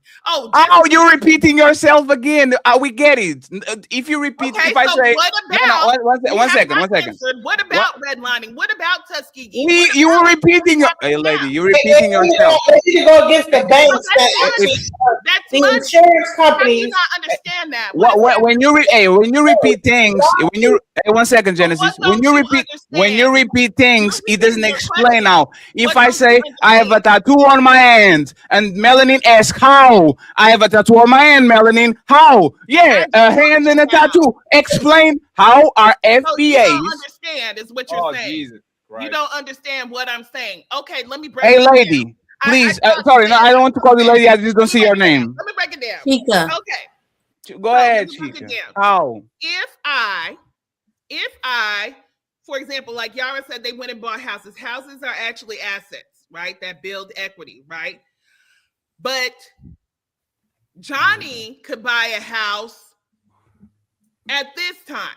And then when I could buy a house, I had to buy it in a certain neighborhood that they let dilapidate and things like that. And I don't get as much money. That can be monetized. It's called the economics. Where does the money come from, lady? Most people are living paycheck to paycheck, are 2 paychecks away from being homeless or a massive health crisis. Please explain to me, how are these people getting into? Hey, no, stop. Hey, stop. You said what you said. You said what you said. You said what you said. You said what you said, and I have a question for you. I have a question. And gain the equity when you do those things. And those you just have to buy a house. There's a if you was that down to simple terms. Let me ask a question, Chica. Go ahead. Ask your question, then I'm going to come in and ask her another question. No, he's just like, hey, mister, why you homeless? Just buy a house. Hey, mister, why you hungry? Just go to the grocery. Hey, can you stop over talking me, please? Can you stop over talking me, please? Can you stop twisting my words? No, is what you're saying. My words. Okay, so you are going to explain this to me. Okay, I'm yes. like Melanin. I'm willing to learn. Okay, where is this credit line where Black Americans can go? Black Americans that are struggling, Black Americans that are living paycheck to paycheck, FBAs that are either on the line of poverty or slightly above, and they're going to the bank and they're going to say, "Hey, here's my FBA badge. I want those $20,000, $60,000, $80,000 for me to get this house so I can turn it into an asset." Okay, explain that to me, please. Go ahead, explain. So right now, They are giving out houses. I think it's Yara, you said Virginia or somewhere. They're starting to already give out houses because that's how you build wealth in America. Keep in mind, we were not allowed to get loans from the bank, so we couldn't buy a house initially, right? God. And then when we could, redlining occurred, and then they said you can only buy a house over here. So now, and in today, still, if I have my houses appraised and I leave up pictures, they're gonna appraise it lower. You don't have a house already. Most Black Americans don't own houses. Stop telling us history. No, it's because I'm telling you the history. Why lady, I don't want the history. Your parents didn't have a house because your grandparents didn't have a house. Okay, but your grandparents didn't have a house. We know at some point we had the house, and then the next generation sold it. The next generation sold it though. So we can't blame the government because the children inherited and sold it. First of all, we could not get bank loans. Okay, we know. They know where you try to buy a house at, because no. Hey, please stop moving the conversation. We know. We know. Black people went to a bunch of these slavery. We know. Go to a bank and they're like, "Here, black man, here's your house." They still do it today. We know. It's called It's called gerrymandering. We know. There was. So let me finish the point. No, instead of telling me a story. Oh my God! You're afraid of me finishing the point. So if my great grandmother could have bought a house, right? We have the house. We keep the house till whenever. Okay. Now we have equity in that house. When there are hard times, we don't have to go bankrupt. We don't have to be eating out on the street. We could either sell the house, do a HELOC, which is an equity line of credit, or we could do a cash out refinance. Those are your ways. This is how people are getting money. Okay. Also, Yara talked about people fighting at the repass. Hey, you could move that house into an LLC and put it in a living trust. How did you get the house?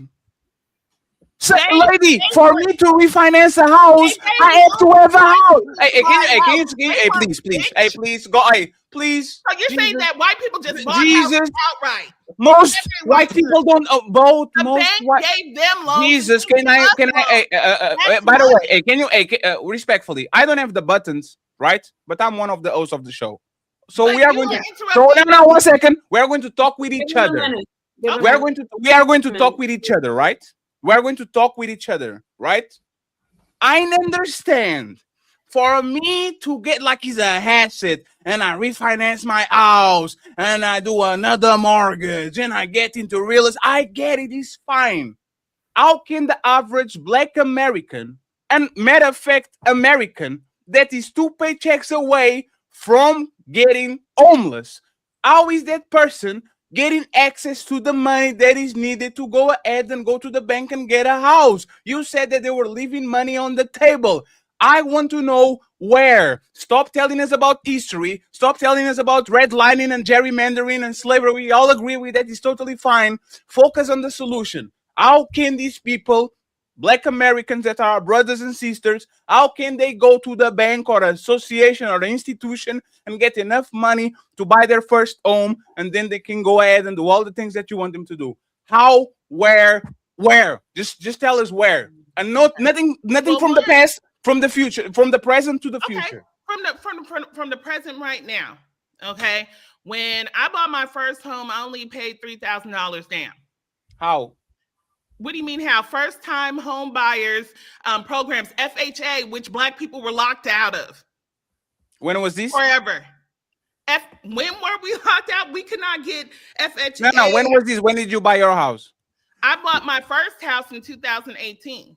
So you are telling me that right now, if Melanin and Napah and Genesis could, like, you're telling that they can go to a place where they can buy their first house for $3,000.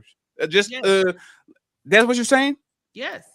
Can you get us a link or something like that? Huh? Can you get us a link or a place where I can actually go and see? Because you have to talk to a realtor. Most realtors are connected with loan people, okay? And then they're going to tell you what programs you qualify for. $3,000. Wait 1 second. 3,000. How much is the house worth? When I bought that house, it was 165. Now it's worth almost 300,000. So you bought a $165,000 house for $3,000, and there's a program that Black Americans can literally go there and say, "Hey, I want this house that is $200,000. I have $5,000, $10,000. Yes. Give me the house." That's what you're saying? Yes. Where? Give me the link. It's called FHA. Go to a. It's FHA.gov. Go to. But doesn't your credit score and other things play a part You in only this? need a 540 credit score to get FHA. Okay. And you can fix your credit. It's easy. I had to get a few more points to get to 620 so I could get the interest rate. All you got to do is fix your credit cards to pay at a certain time. It is easy to fix credit. Credit is a game. We just don't know about it. This is another point of getting reparations. We have been locked out of financial literacy for so long until the internet came up and we can actually study. Now that is true, and that is a topic we need to cover about Blacks, American, the progeny of slaves being financially literate, and it's a divisive thing. It's not something that all Americans really. I do, Sheikah, I do want to get this super chat read, and then I want to hand it over to the host, the co-host, see if they want to, what they want to do with the mic. So pause. But also, Napah, you had like about 3 super chats. Just like, so read all of them because you had like about 3 of them, just so you know. Okay, thank you, Genesis. She's looking out for me. Don't okay, I really want to get this. I want to get this topic here, but I will get to a point where I read all of them. I wanted to get this sister's comment and then hand the mic over to the co-host. Wait, who said FBAs don't own homes? And I know you're gonna reply to this, Sheikah. Don't worry, or whoever, Yara, everybody. Okay. No, she's talking to me. I have few homes. Okay, she's talking to you. I have few homes plus land. My son owns his own. My siblings own their own homes without mortgage. Hell, a lot of people around me own their homes. And I just want to say she's FBA, our sister, Miss Pooh. Thank you for that $10 super chat. Fatty, this isn't one of the, so I'm interested in sure. Yes. Yeah. I never starved, so there's no starving people on the planet. What you talking about? Right? This is the logic. I am 6'2", so there's no short people in the planet. I'm literally on a. I love to sleep while I hear on the rain hit my window, so there's no homeless man because I have a place to live. Like, what the hell is this? Like, oh yeah, you wanted to brag about having houses and your brothers these are having houses. Does that reflect the average person, even a white person, even a Latino person? Like, most people don't own shit. 50%, the bottom 50% of the population has a negative network. One billionaire alone has more network than 50% of the bottom of the population. And we are talking about people that because they made it, they think everybody did.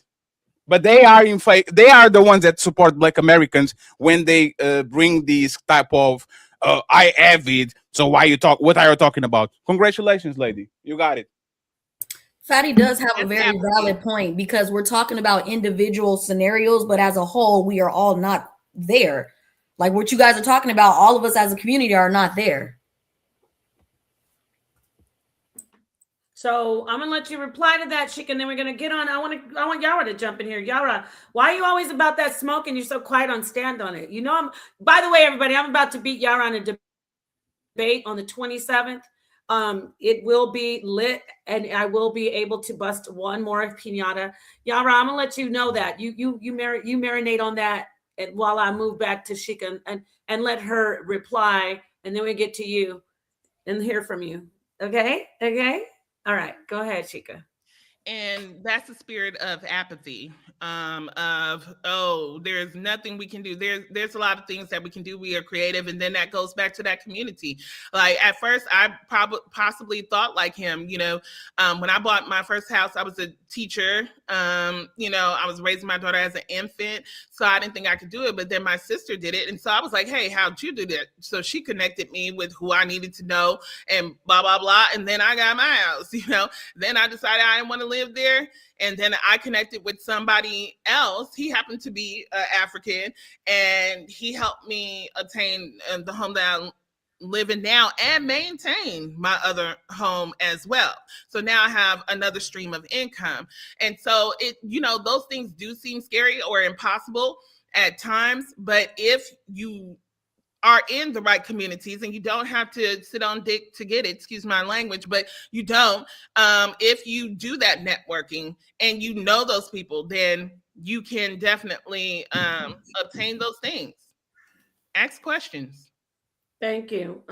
Thank you, Shika. I'm going to put Yara on here. Look at this comment though. Yes, when you said sit on the D, a brother was like, hold up, you're broke. And so you better sit on as many D's as you can to get that. I'm trying to paraphrase, but yeah, I know Shika and Genesis are gonna have some smoke for that. Yara, what's going on? Yeah, let me say, first of all, Napah, I'm gonna beat you about the brow and the face respectfully. Come to December 27th. So I'm not gonna worry about that. That's a foregone conclusion. Pause. By the way, but go ahead. But let me say this: I agree with Shika with the majority of what she said, probably everything she actually said, because this is what I do know, right?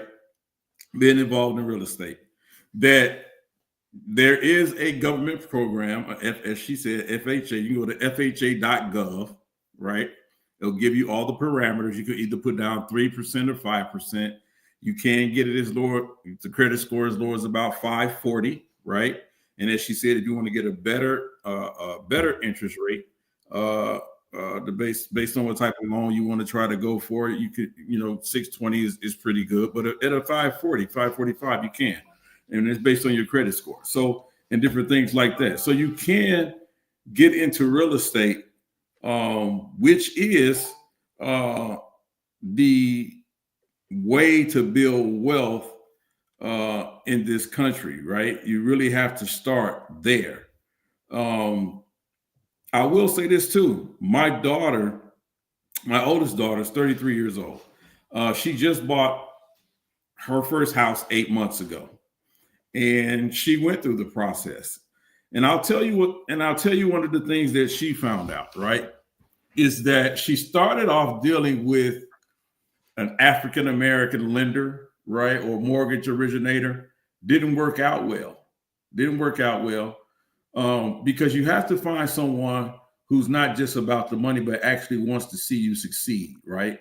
So be very careful in that. It wasn't until she found a young Latino sister that actually said, listen, this is how we're going to do it, and walk with her through the process. I bought many homes before, own a home. So, but I wanted her to learn that process, right? And so to see that it's not as scary as it appears to be, right? So that she can be an example for my younger daughters and her friends. And guess what? Just like Shika said, when her sister bought a home, she said, hey, listen, how did you do that? I can do it. So now that my daughter did you help her home, pay? Did you help her pay the home? I gave her a gift of about $1,000, right? Oh, I that she thought you were didn't going to have say to $1 pay million, back. like Donald Trump. I thought you were going to say like Donald Trump, a small gift of $1 million alone. But go ahead. No, you can't. Yeah, I mean, no. For a loan, they only allow you to give so much she can only have so much as a gift. Yes, so she did it by herself, right? Kind of like. But she saved majority of her money. But watch this. Before she got to that point, though, she had to sacrifice some things for herself. She couldn't go out as much. She couldn't travel as much. She loved to travel. She doesn't have any children, but she had to sacrifice some things, right? She had to stay off the online shopping. She had to stay out the stores for a while, right? To build up her savings to do that. And so because she was focused on that, as well as finishing her master's degree at DePaul University, she was doing all this at the same time. So she really had to stay focused. The problem is with a lot of people is that they don't start out with a viable plan, and they don't have people who they can look to. As Sister Shika said, she could look to her sister and say, listen, if you can do it, then I can do it, right? So how did you do that? And and the best thing about what her sister did, like most black folks, she didn't try to gatekeep the information from her sister. She wanted to see her sister improve. The problem we have in the black community is we have too many people who try to gatekeep information, right?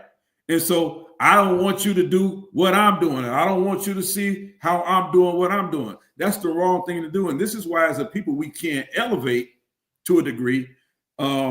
Of course, there is a such thing as racism and white supremacy in this country. It exists, but they cannot argue or fight against you once you put yourself in the position to win their game. And that's what Sister Sheikah was talking about. We don't learn, we don't have, and Sister Napah was talking about, we don't have financial literacy as a people, right? We're still operating from things that happened to us during right after slavery with the Freedmen's Bank, right?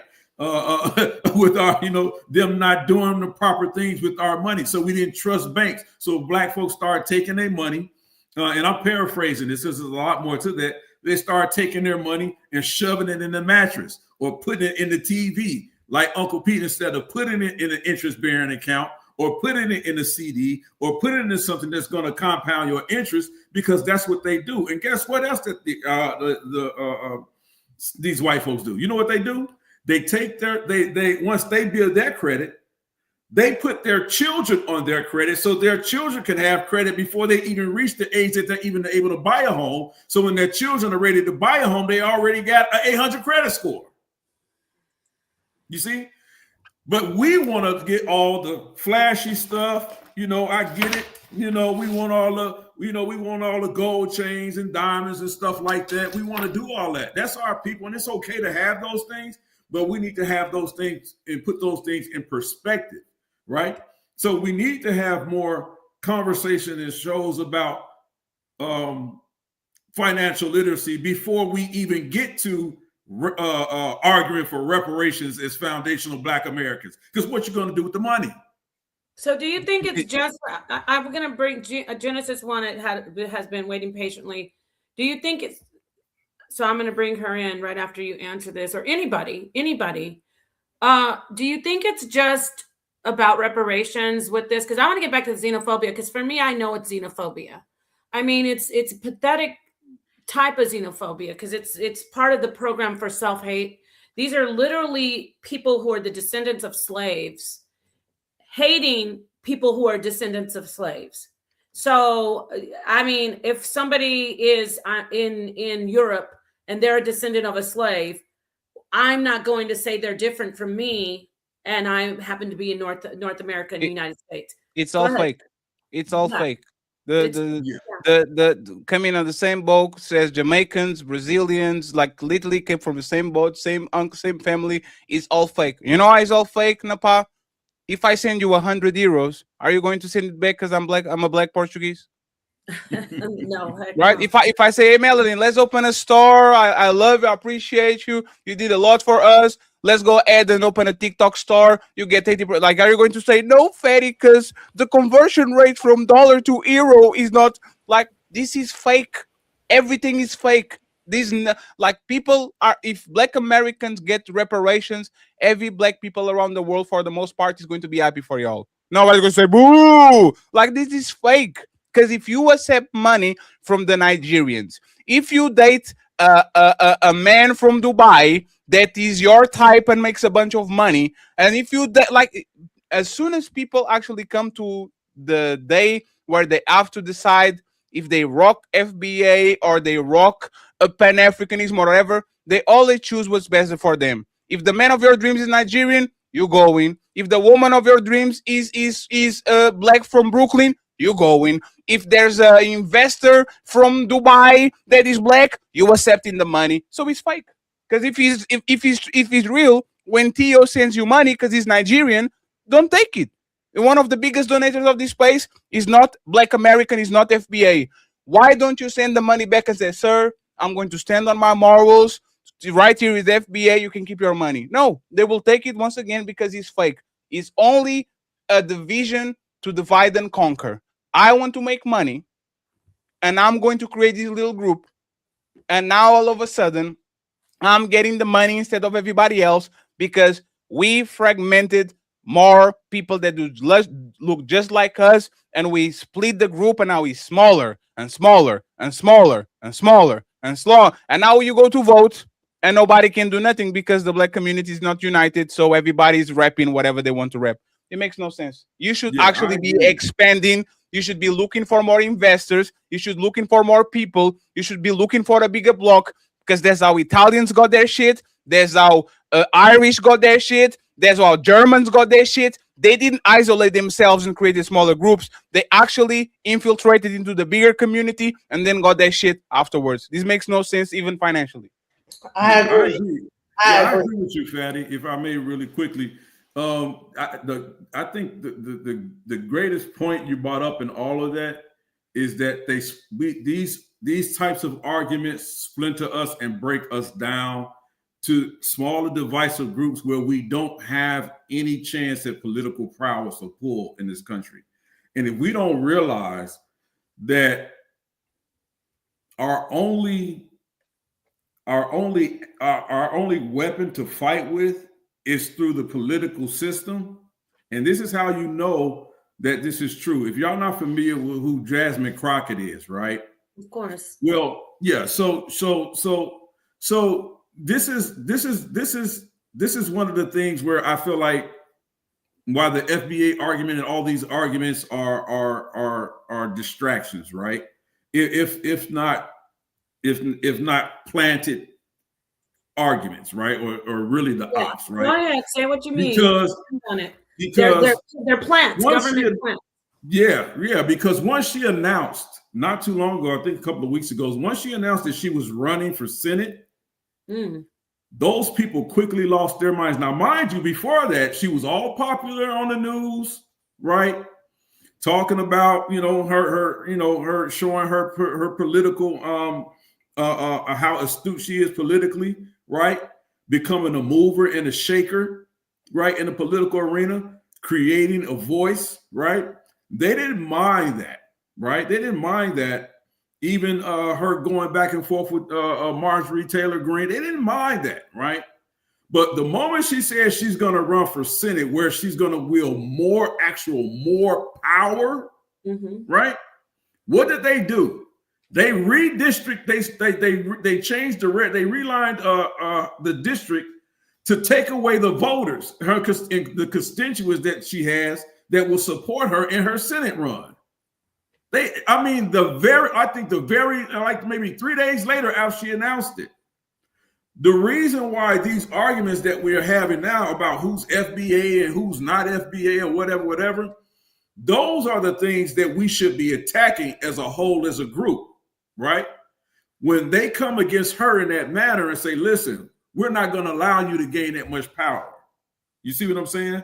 You know why? Because she can't be controlled. Once she gets to that level of power, there's really no stopping her. So you know what they do? They stop her at the level before she can even get to a place where she can actually make a dent in the political system, right? So we have to understand that a lot of these arguments are just smoke and mirrors, and they're distractions to keep us detracted or distracted from the actual real things we should be focusing on, right? Those are the discussions we should be having. How can we go down and help their sister? Now, people will tell you, I didn't vote for Kamala Harris because I didn't agree with her political agenda. I just did not. But if you would have told me Michelle Obama was going to run, I would have voted for her. Why? And I'll tell you why I would have voted for her. I'm glad you asked. I would have voted for her because I know from where she came from. I'm from Chicago, right? So I've had connections with her before she was married to Barack Obama, right? So I know that when she was working for Sidley and Austin in the law firm, she was always feared as an attorney, as a lawyer you did not want to play with. She always had that reputation. Before I ever even heard of a Barack Obama, she was known in Chicago for being just that type of a person where she was no nonsense. they treated she didn't have to get in break into the old boys club. So she kicked the door in. She was invited. So you're doing the identity politics thing. Oh, she's from Chicago. She's a black woman, so I'm going to vote for her, No, even I'm not though I saying have that. no I just said idea what type of because policy she's pushing. because of what she accomplished. No, Because of- sir. One second, respectfully. What does like accomplishments have to do with you voting for somebody based on policies? You vote for the people. You vote for the person. One second. We saw Barack Obama, right? Oh, we're going to change and we're going to close Guantanamo Bay and we're going to, right? And everybody kind of was disappointed because it was like, you are just Bill Clinton that looks kind of like me, right? Now, after that experience, right? Because everybody wanted to see the first black president and all that, and we believe in supporting our own and all that. Why would you vote for someone based on identity instead of voting somebody that is going to push policies that are going to be good to you and to people that look just like you? Why not focus on that instead of focusing on she's from Chicago, so I will vote for her? Like, why? Well, I don't think you were really listening, Fatty, but I'll go over it again. So yes, no, okay. You know why I was listening to? What is the policy that you think Michelle Obama is going to pass to make her life easier, or people that look like you let me say easier? this to you. Let me say this to you just so you No, know. Respectfully, can you answer the question first and then go on a monologue? Hold on. I didn't vote for Barack Obama. And you No, know why I didn't ask you Barack Obama? Hold on. You know why I didn't vote for Barack Obama, Fatty? Why? Because when he ran for Senate in Illinois, I never knew anything that he had done. I never knew anything that he had done. Right? So when they started saying, oh, he was staging these sit-ins and these protests for workers at the steel mill in Chicago area and different things like that, most of those people were not Black Americans. Those were Latino Americans. And I don't have anything against that. But what I'm saying is I was in the political foray in Chicago during that time, and I didn't see anything that he had done. So that's why I didn't vote for him. Okay. Even though people saying vote for him because he's Black. Okay, so now that we got Obama out of the way, what are the policies that Michelle Obama is working to help you and the rest of people that look like you that make you vote for her? Answer the question. First of all, number one of the agendas that I think she would be great in is actually supporting education in this country. If you see what's going on right now, they were dismantling the Department of Education well before Trump got into office. Right? So Obama didn't do it, but Michelle will. Okay, and she's not a politician; she's a talk show host. Shout out to Michelle Obama. I'm trying to get there like you. Michelle Obama is a politician. Can I jump in here because I'm in Jasmine Crockett's district? Oh, well, okay. wait. I want you to, Shika, but in all fairness, Genesis and both Genesis is in the same state as you. This is her topic that she just finished doing a stream on, so both of you can come in here. I do want her to get her point out about she's still back on where she wants to define xenophobia. So maybe that'll draw us back to the initial topic, and then both of you can talk about Jasmine Crockett. Go ahead, Genesis. Thanks for waiting. All right, so I just want the reason why I wanted to say like xenophobia versus like patriotism, right? So a lot of FBAs want to say that, oh, we were here already, right? A lot of FBAs, when they discuss their FBA foundational Black Americanism, they tried to say that we were already here, right? That we didn't come from Africa on the slave boat. We were already here. And then the slave trade happened, and then they came over here and enslaved us from over here. That is a really strong talking point in the FBA community, that we did not get that whole slave trade was not us. We were just here, right? That's nothing. So the xenophobia comes in is when you say that we were already here and that the other people from Jamaica, Haiti, that came over on the slave trade, that, oh, okay, we were here and then they got brought over. So I'm trying to explain this is that, and so therefore, when they have this whole tether argument, when you bring up this whole African, Black, Indian like argument, that we were a certain people in America, and that the people from Haiti, Jamaica, all these things, Barbados, that they were people brought over from Africa. Well, guess what? They're not the same people as us. They're not the same group of people like us. So that's the xenophobia. There's the xenophobia. Now I'm gonna jump into. So that's why I wanted to and so when you say that we were already here, and so that's where the patriotism. Oh no, we're patriots, and then they'll say that that's not xenophobia because that we're not the same people as the people that came over on the slave boats. That's what I wanted to get to. Let me go into Jasmine Crockett.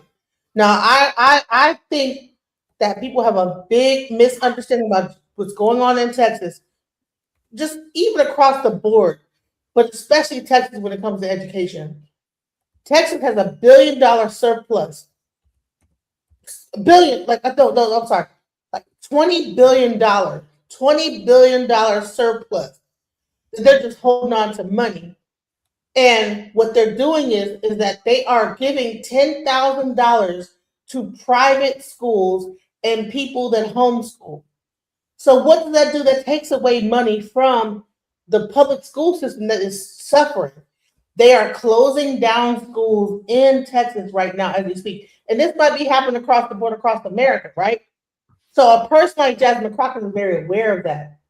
But, what they'll say is, oh, well, we looked at her website and we didn't see her talking points of what she is going to do about this. But I know for a fact that, and I have a person going to come up on my channel on Thursday who is running in Denton County, a congressman that's about to run in Denton County. And let me tell you something. He broke down the whole thing. Listen, in Texas has the largest amount of African American people in the country. Texas is listen, we have more African American people in the entire country in Texas. So that means is that when they take away public school, when they destroy public school, who's mostly affected? African Americans are the ones that put their kids in public school. Now, white people put their kids in private school. So what's about to happen is there's like a change. They're giving out money. Boom, 10,000 private schools. Black people cannot afford private schools like right now. We're working class, right? So so all that money is going into these private schools, and they're funneling the money that would normally go in the public school into private schools. Schools are shutting down. I mean, middle schools, elementary, like 5 elementary schools in Denton alone. So what's happening is school is shutting down, and this is not something that just started. The Republican Party has been trying to shut down schools. Actual private schools were considered segregation academies back in the day. That's what private schools were, and we're going to segregation, the whole thing. So our educational system is about to collapse, and people don't even realize it. And so, when a candidate like Jasmine Crockett is very aware of this type of thing, she knows about it. You cannot be in Texas and not know about the educational system and what's going on here. And this happened in Detroit. Detroit had a 60% dropout rate when I left it and moved to Texas. Texas has one of the highest graduation rates when I moved here. Now they are just shutting down schools left and right. So what I'm trying to explain to you guys is that what was at risk right here when people want to talk about Jasmine Crockett running for Senate is, even though the other guy is a school teacher, this, that, the other, I believe that she is going to understand about the Black school person that a mother that is bringing her kids to school. Everyone is not able to homeschool their kids. But I'm gonna let. But you know what? I'm gonna let her talk. Just a quick search show that senators can change laws to defund public schools to send it to private school or homeschool. So you're lying again. You just be lying. You just be lying. You just be lying. You just be saying lies. You're just lying. Damn.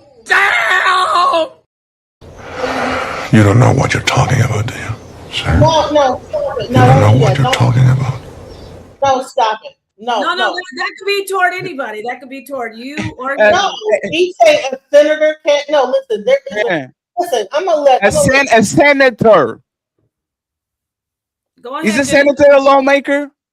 Come on, Genesis, get your stats. I'm trying to explain to you. No, I'm asking you. No, you already explained. I was listening for 7 minutes. Is a senator a lawmaker, Genesis? Yes. Go ahead, Genesis. So a senator is a lawmaker on a federal level, but we're also talking about influence here. Okay. The reason why. Influence. Wait, hold on. Yes, because there is leadership through influence. You might want to study that. But I will say this, that the reason why, I'm sorry, my dog's playing with her toys. The reason why the redistricting and Yara and everybody else who didn't vote, okay, for Kamala, right? What you did is the redistricting was happening before Jasmine announced her run. That is the reason why she's running. This summer, our Democratic House representatives left Texas and went to like Chicago and New York and stuff and wouldn't come back because they didn't want to vote for that because it's based on race, okay? And that push comes from where? From Donald Trump. He told all these people, I'm not going to support you in your races if you do not redistrict and gain me more seats. So when you didn't vote, okay, you took away her voting district's power. That's my voting district, okay? So Eddie Bernice Johnson had that seat before for years. Jasmine Crockett was set up to be there for years because nobody was going to take her out because she was the best replacement for Eddie Bernice Johnson. Now, because they've done the redistricting, she has to now run for Senate. She's running against Conyers, which she has a good chance of winning because Conyers is not a favorite. Isn't she running for Senate because she can't run again on the place that she's right now? Well, it's taken away some of her power. So she said, okay, well, then I'll go for Senate. And who's running for her seat is Dr. Freddie Haynes. Just to make sure, can she reapply to the role that she has right now? No, right? She can. Okay, she can. And that's why Dr. Freddie Haynes is running for her seat. Keep in mind, Dr. Freddie Haynes is like a big pastor in here. They're very close friends. So therefore, that is how they're playing it. She's running for Senate. He's running for her seat. That falls back. She can come back.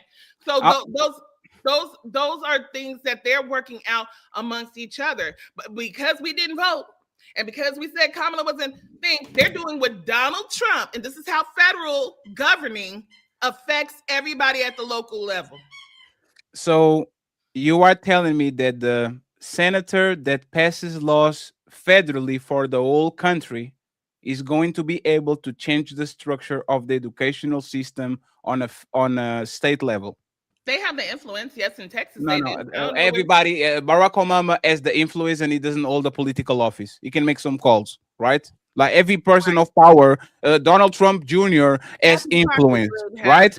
So you are, once again, like, I want to be very clear because this was what Genesis was saying and she was just talking. You are telling me that Jasmine Crockett, that is going to be a senator and is going to represent Texas on a federal level, not on a state level, can literally change the educational system in Texas when she's elected for a place that is literally federal and is not statewide. Absolutely. What is, one second, please. What does influence means? What can she actually do? Like, I'll do a phone call and a pie is going to change the thumbnail, right? There's a call to action. I have access. If she agrees or not is a different thing, but she's going to change the thumbnail, right? What can a senator, a federal senator, do to change local law in their state? Please explain that to me. Okay, so it doesn't necessarily have to be local law because local law has to follow what? Federal law. So she has enough influence in Washington where she can rally and get people together to say, make this illegal. And Texas will have to vote on that. No, Really? they have to comply because federal law trumps state law, and in education, we go from federal to state and then down to our district. I have to follow federal law. It doesn't matter if Governor Abbott doesn't agree with it. So tell me how many senators is on the U.S., please? Funds that come into our state are governed about whether you're following what federal guidelines. Respectfully, there's 100 senators on the United States Senate, 100 seats. You are telling me that she being elected to the Senate, she has the influence now to change the whole system from a place that is not even a local place. What are y'all doing? Hey, man, It's not a whole system. Man. All she has to do is present a bill about voting vouchers, and that kills Abbott. It's a $1.5 billion school funding. It still has to be voted on. In the state Senate in May, bro. The state Senate passed a $8.5 billion school funding package passed by the Texas State Senate. What are you talking about, bro? Absolutely. How many senators does Texas have? Well, we could find that information out, right? How it's a big state, so I know it. You guys you live there. She's not even the only senator. Right? She's not even the only senator on the federal government. Like literally, the both seats are occupied by Republicans right now. Let's imagine that she flips one and she's elected. They are not even in agreement. Both of them on the same state, they're not even in agreement. Once again, very respectfully. I have no idea what people are trying to do with this conversation. Two state senators in Texas right now, right? And are both of them Republicans? One, that's a major big deal. Okay, so let's assume that she flips one and she is a Democrat, right? And let's assume the other seat keeps being Republican. Let's do that. Do you think that once again, one senator that is elected to a federal level that doesn't have power on a state level, next to another senator that represents the other side of the aisle, they don't even see each other eye to eye. You really think that she can change the education system in local Texas from her position? How?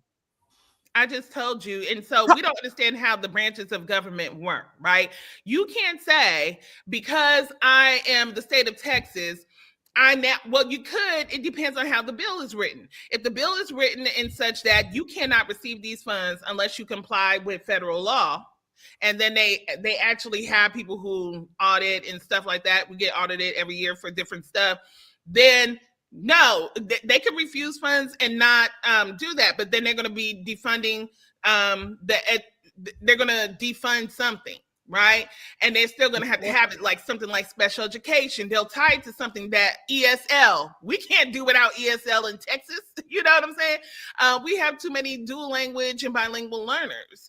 So therefore, yes, she can actually pass a bill that will tie. No, she can. No. Oh, my God. She can propose a bill. Everybody can propose a bill. She can. No, she's one. Oh, my. She's one. If it's not even there, she is one senator in 100. Bernie Sanders. Oh my God! From several senators. Respectfully, proposing a bill is not passing a bill. I can literally go there and says, "I want to pass a bill for a hot dog day," and people say no. Let's go to voting, and they're going to vote according to their interests. How can one person in a federal level change the whole system in Texas? How can she do it? She can't. She doesn't have the influence. You're saying don't you know that the Senate is really when it comes to impeaching Donald Trump, that's going to be a Senate-run thing to impeach Donald Trump? This is your apathy coming up, Fatty. Here's the thing. If she gets in, she can propose a bill. But Jasmine Crockett has a lot of influence on the Hill. She knows how to be political. She knows how to rally people. She knows how to get people on board with the things that she wants to do. If we don't have somebody in the seat to even try, then what happens? Half of the country hates her. And let's get back with that said, I want to get back to Trying the to main impeach topic. Donald Trump. I And don't know. back to the main topic. Nepal's talking. Nepal's It's talking. weird. Isn't that weird? Like when yeah, thank you, Melanin. I love you. Thank you. And I love all of you. I love all of you in the audience too. Don't forget to hit the like button, share everybody's channel, subscribe to everybody who's participating, especially my wonderful co-host, Fatty, Empire, Melanin Legacy. I asked my mod to drop your link. So now, let's get back to the FBA. Is she FBA? I'm going to bring Genesis in because she's well, she's working on both of these topics on her channel. Everyone knows about it, but I want to hear from you. Is she FBA? And is she known to be FBA? Is that why people don't like her? Who? Genesis, weigh in. From what I understand is that she is FBA. So happening is that they're when she's FBA though, can you clarify? Or so is she for people who are of like first generation? Is she like you shouldn't be included in at the table? Because that's what I'm she's not FBA when it comes to that. I'm just saying she is. You know, okay, well, what about so-called lineage? Hold on. FBA is so-called Genesis. How are you saying hold on if the host is telling you to like what the hell are you doing, Genesis? Oh my god! I was trying to explain and she was trying to host. Can you let her host the show? Thank you, Genesis. Yes, he's right about that. I'm trying to give you the mic, but I want to set it up for you because it's about xenophobia, right? Even though she's not xenophobic, why is she appealing to so many xenophobic FBA promoters? There you go. Now you can have the mic. All right. So what I was saying is that no, she is an FBA. She is not a Caribbean or whatever, because you know what they try to do is they say, "Oh, okay, if you have any Caribbean or if you are Caribbean blood or African blood," they try to say that these people get into Congress and then they vote against our interests. She's a Black American FBA woman, so yeah, she's FBA. So this topic is, I know it's great that we're talking about her, but the topic is about at the FBA movement. So when I see people say, "Oh, I'm FBA," but no, I love everybody. I get leery because the movement is about excluding, and I want to bring it back to stand on that position. They want to exclude people who are actually, Americans, Black Americans, and I'm meaning people who come from other lands, other countries, but they become Americans. And they even want to exclude people who have suffered in their lineage, in their ancestry, suffered the exploitation and the human trafficking, which is known as the transatlantic slave trade. They want to exclude that. So I get it where she's like, "Oh, I'm a good, a good witch, bad witch. I'm a good FBA." Is she going to one day say, "Hey, sorry, my voter base is FBA, so sorry to anyone who's second generation or any new person who just came over here and you're Black," like you were saying about the Somalians, which you said they're Arabs. Is she? Let me forget about her. Is FBA happy about her because they know she can be used to be xenophobic and to discriminate against actual Black people? No, let me tell you this, is that because majority of people that I speak of that talk about FBA are Republican and she's Democrat. They call her a Democratic shield. Anyone that is far left or Democrat goes against the Republican FBA mindset. So therefore, FBA is against Democratic stuff. You know what I'm saying? So what? Maybe yeah. Isn't FBA based on the place of birth in your lineage? No. So 1 second. So you are telling me that if there's an FBA that is Democrat, Tariq Nasheed and all the people are not going to push for that person to get reparations? Democratic shield. No, please. That was not the question. You are telling me that if the government all of a sudden decides to get reparations, the FBA people are going to be against Democrat FBAs getting their reparations. Is that what you're saying? That's not what I'm saying. What I'm saying So is that when the FBAs discuss FBA, there is a clear delineation from, they call them coons, okay, or you are a coon if you are, or you are a Democratic shield. See, when Tariq Nasheed was supporting Trump, okay, when Trump was running for president, he was trying to get a interview with Trump, but he decided to go with Joe Rogan at the time instead of going with Tariq Nasheed because Tariq Nasheed what? was Trump, yes. Oh. Tariq Nasheed, during the whole when the whole Trump thing was going on, the elections were going on, he was behind Trump against Kamala. He was, and then all Democrats are Democratic shills.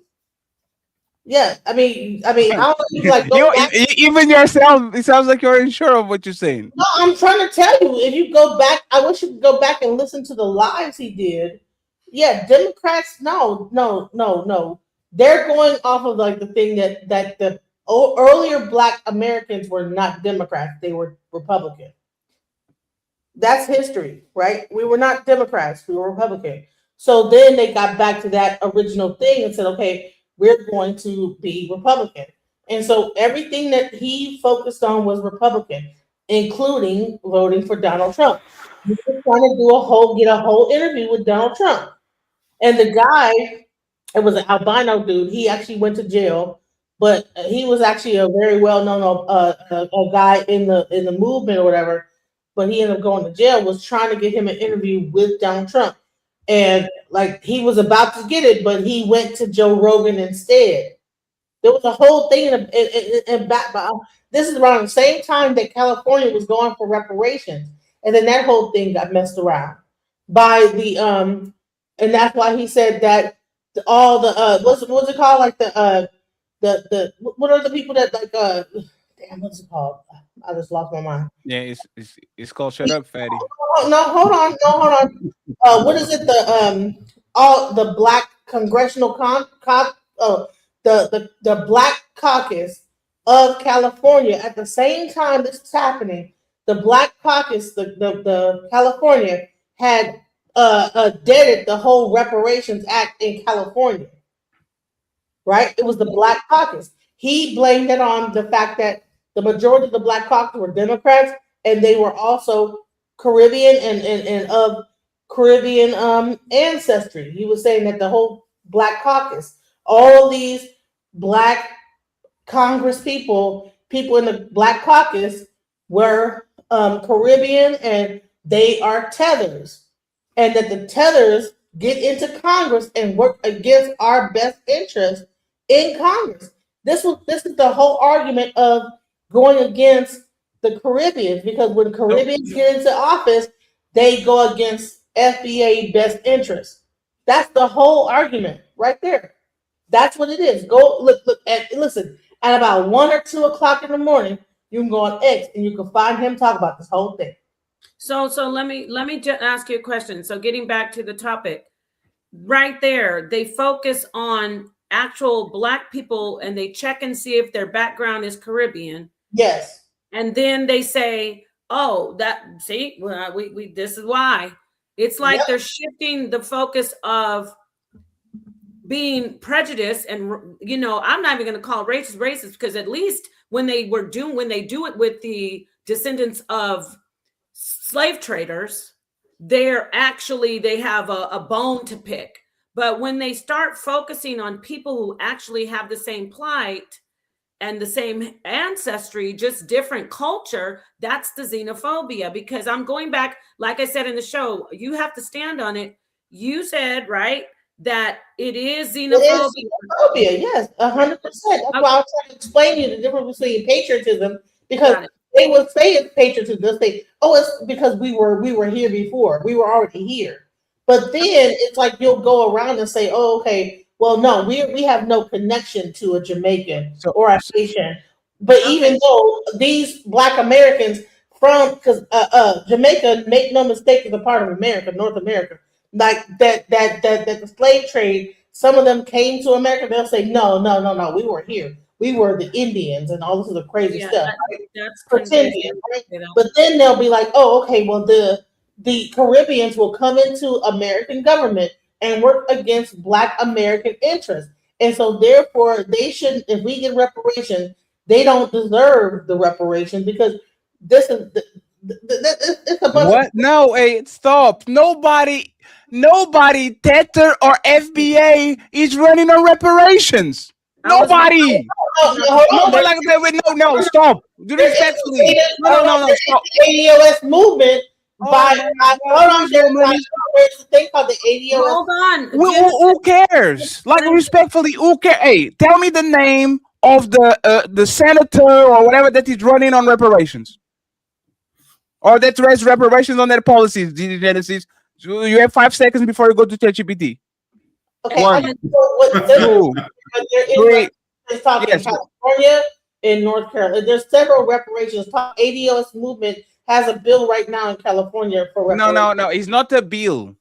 You are telling that there's the notion of these people getting into Congress and running like nobody, white people, whatever the race, whatever the background, nobody has a solid reparations push on the Congress, on the Senate, on the White House. Nobody's running on that. Do you think we wouldn't know if there was a prominent figure that is on government that is literally, oh, hey, friends, I got y'all, man. I'll go to get reparation for Black people. Do you think we wouldn't know that?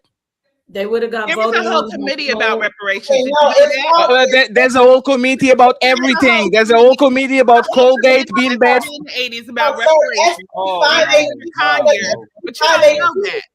SB 518, sir. Like you don't. I'm gonna let Genesis. Hold on, Melanin. I need to hear from you. I real quick. You like to keep it short and sweet and to the point. What is your take listening? So I know you're sharp. What is your take on this? Are they xenophobic? Is it just patriotism? Now that you listened a little bit, and I want you to weigh in, and then we're gonna get back to everybody else. Okay. Well, I haven't studied this enough to really pick a side. Just here. It's okay. I'm not an expert on it either. Okay, so based off of what I'm hearing, I'm siding more with what Fatty is saying. For me, Genesis is not like hitting the points and landing it. It seems like you're all over the place, so I can't really follow what you're saying. So I'm siding more with right in the fence. Thank you. I'm siding with more of what Fatty is saying. Okay, thank you. Because we're going to be wrapping it up soon. I want to hear from get a little bit from my co-host Genesis. My co-host Melanin. Genesis is you on my mind. No. Now she's the co-host. Congratulations, you got promoted. This is my. You can get my spot. Can you put it over here and I go to the down there? Like you got it. It's yours. Can I fact check something? I was gonna say we're gonna get to Sheikah. Genesis is fighting for her life in here. She's the one who's and Sheikah's doing really well because I agree with a lot that you're saying about the politics, but it's not actually the topic of the xenophobia. I want to hear more before we close out. That's what I'm saying, Sheikah, and then I'll bring in Yara. Can we get back to their actual xenophobia or which one is it? Patriotism with the FBA. That's what I want to end up with. It's xenophobia for sure, and it's really a cop-out stance. I'm calling anybody who believes in that a cop-out. You're saying, hey, we'll just take a check for slavery instead of everything that occurred. The reason why Fatty didn't know where to go to get a house for $3,000 is because we have been locked out. FHA we could not participate in FHA until 1968 with the Fair Housing Act, okay? That left us generationally locked out of building wealth in America. And Freedman Bank, I'm glad he brought that up. Those things are being left on the table and just say, master, just give us for slavery because you don't want to. And actually the cost of those things add up much quicker than even slavery because now you're talking about at least minimum wage at a certain time, which adds up to absolutely nothing. Okay. I'm not going to say absolutely nothing because it was hundreds of years, but it's not going to be as much as being locked out of housing, taking millions of dollars away, being redlined, the brutality. The reason why it was so documented, the police brutality, is because we're counting up the money, and the longer you take, the more we're counting up. This is why certain groups in certain cities are getting ahead of it and starting to give that out now. Here, we need to give houses, we need to give education, we need to give these things, and they're counting up those costs to say, hey, we paid to that. But I want to fact check two things, because Fatty just kept on arguing me on, oh, a senator can't. Yes, a U.S. senator can influence local school districts indirectly, and I said this, but since I'm not believed, indirectly through federal funding, policy advocacy, and shaping national education debates, but direct control over local curriculum budgets or operations is legally prohibited. They mainly impact through legislation, setting board guidelines, allocating funds, that's the money, and working with the state leaders while local boards manage daily affairs. Another thing I want to... No. Before you go there. Hold on, let me just get this No, before you go there, because you're moving, I want to address what you said.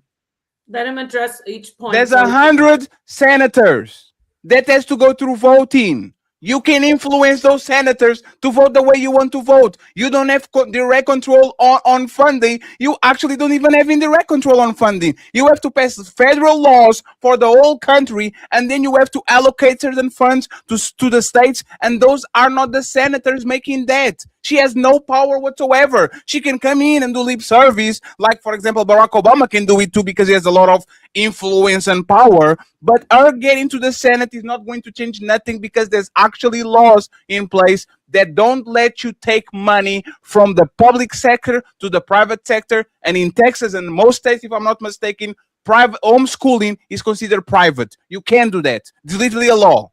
So stop the babble. One senator can do nothing.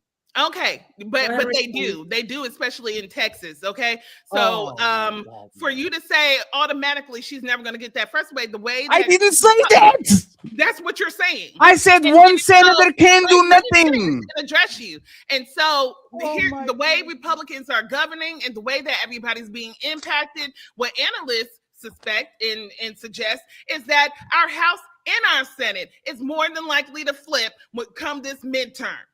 Because he's hitting their base. He's not even maintaining the base. He's hitting the base, and that's why the base of MAGA is like, what? I'm being impacted by this. Okay, so analysts are telling us, hey, this whole thing might flip to limit his power. He's doing so much right now. So anyway, yes, Representative Jasmine Crockett can run for a House seat again if her U.S. Senate campaign is unsuccessful. This is why Freddie Haynes is running for her seat. Texas election law allows a candidate who loses in the primary election to pursue another office in subsequent election cycle or general election, provided specific filing deadlines, etc. And so, yeah, this is a political move, and I love the way she's moving, because she's moving like my girl down in Atlanta, my FAMU, and shout out to all the FAMUans. Keisha, I forget her last name. It's escaping right now. Is Texas a red state or a blue state? It's red. Is Texas being a red state for Texas being a red state for 45 to 50 years, but Jasmine Crockett is going to pull up and change the whole rules when she doesn't have no direct power. I'm here, believe me. You sound purple. And anyway, you sound like a Stan. You sound like a Stan. Real quick, Sheikah, give me 1 second. I'm gonna just come in. Speaking of purple, thank you so much for tuning in here. We're going to be closing out soon. I'm going to just do a couple things at the end, but I want to let this be your closeout. And then I'm going to ask my co-host who actually stood on it through the whole show. We're going to choose who stood on it. Sheikah, you close out. We'll go to Genesis. And then last but not least, my brother Yara. Go ahead, Sheikah, close out. Stand on it. Okay. Stand on everything. So again, ADOS, FBA, whatever reinventions of this is a stupid move. It's a move that leaves so much money on the table. It does not recognize all the struggles post-slavery, and economics have actually calculated that in order to be Black in America, you're paying $200,000 extra just because you're Black, just because of all the things you go through, just because you're Black. So we can count the money. Okay. And it is a lazy position for you to sit up there and say, oh, Massa, we just going back to slavery. I would rather take a more strategic approach that includes every Black person born on this soil. Okay. Born on this soil's disenfranchisement, lack of literacy, lack of financial literacy, and locking out of positions, colleges, all this other stuff into account, and let's monetize that. But as far as Jasmine Crockett thing, her and Freddie Haynes are very close friends. This is a strategic move that even Stevie Wonder could see, and I'm glad that they're working together. Just to make sure, so you are against reparations, right? That's what she's. No, I'm not against reparations. I'm saying. Oh, but what about Massa? Give me. So you were saying that is the. Are you? If you are in favor, you always twisting my words. You don't listen worth a damn. And I'm sorry, I have to say it that way because I said stopping at slavery is the problem. Stopping at slavery is the problem. I'm defeated. No, Fatty, I knew you would. I knew you and Chica would get along so well. I actually like her because she has, and like Genesis, she actually has strong opinions. I actually love her. I want to love her. I knew you would love Chica. I'm telling you, she's going to be seeing you much more often than you know. I appreciate Chica joining. She is one of the original sisters from my show, Sister Sit Down, Melanin, Chica. And Chica was always on the one. Chica used to be busting our heads open, right, Melanin? We used to be like. Since forever. Yes. So we love Chica. All in love, y'all. I just want us to be educated and know. Thank you so much, Chica. I love you for being here. You know, you're a real friend. Yara, because we're at the end of this, we're going to still, it's friends offline, but on here, if you didn't stand on it, we're going to try to drag you by the soul. I have a question real quick, Napah. Are the super chats on other people's streaming going to be read? Oh, I can. Yeah. You want me to read yours? Absolutely. Okay, I gotta go in there. Oh my gosh. I can't read it. Read them. Can you read them? You can see all. Yes, absolutely. Thank you, JM, for the 2 memberships. I appreciate you. Thank you very much, Theo, for the 5 memberships. Thank you. Theo comes back and says, what is the FBA's goal? It is the delineation and the end of reparations, or is there more? We have Theo back again saying, honestly, most Africans are not worried about reparations from the US, and the ones that do speak on it, it would say is like a 75 to 25% split that agree with Black Americans should get reparations. Then we have NPC saying, congratulations, you are nominated for the Audience Choice to 2025 NPC Panelverse Live Streamer of the Year. Voting ends 23rd of December. So feel free to share it on your channel or Discord to support yourself. Thank you very much. Is that for you, Patty? Yes. Congratulations. Yes. And it was the white people that nominate me. So thank you, Massa. Twisted Pup, 5 YouTube memberships. Thank you very much, my brother. I appreciate you. It's Theo. So it's not having financial literacy equal to leaving money on the table. And what does that have to do with FBA? And then we have Carl Anderson saying the housing market is a lot different than it was 5 years to 10 years ago, with high interest rates and insurance costs climbing faster than wages, leaving many waiting for prices and rates to come down. We have Shadow Dragon TV with another membership. We have Theo saying it's to be petty, Black Caribbeans and ones from the South Americas are technically foundational Black Americans too. LOL. Then we have Shadow Dragon TV with 2 memberships. I appreciate it.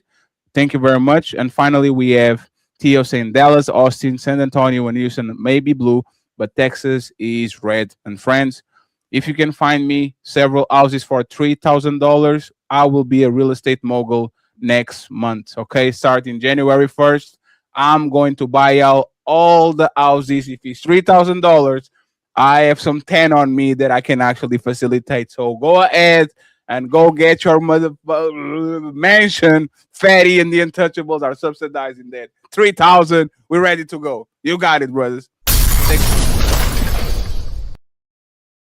Right. With that said, Sheikah's not playing. She might actually be able to do that for you or help you do it. And speaking of who might be able to help you, Yara also is very well versed in that. So Yara, I'm gonna go ahead and hand the mic to you. I want to say thank you so much for being here. Y'all, before Yara takes the mic, I need to let you know that it's equal opportunity beatdowns over here. So over here, women can debate. Shout out to the HOK, Sonnetter. Shout out to Fatty and the Untouchable Empire. Women can debate, and it's always a debate when you go on Ladies First with Fatty. So check that out. But back to Yara. Yara, I gotta let the people know that I will be whipping you like somebody who tried to break in my house and steal my children's last bit of food on December 27th at 7 p.m. Eastern Standard Time. And we will be debating. I'm trying to find the flyer. Here it is. Now, y'all might not agree, but this is what we're going to be debating. So, agree with me. Does the Bible make concession for or mitigate for grape? Sheikah, you already know I've had this debate many times. So I want you to tune in as well. So get your tickets. Mods, drop the link in the chat if you can. Let me take this down. I just want to let the people know. Go ahead, Yara. Go ahead. Come on in. Do your closeout. Did you stand on everything you said, in your opinion? I stand on everything I say. I want to say this. In this broadcast. Yeah, the broadcast, absolutely. I think first of all, to you, Sister Napah, you, Sister Melanin, and Fatty, this has been a great production, a great show. For your debut show, I think it was excellent. Folks is always going to have something to say, but this is excellence, right? And so you can only go higher. So shout out to y'all for this. I do want to say that I do agree with Sister Sheikah when she talks about leaving money on the table. Financial illiteracy is leaving money on the table, right? And I'm talking about millions, if not billions of dollars, right? That is leaving money on the table.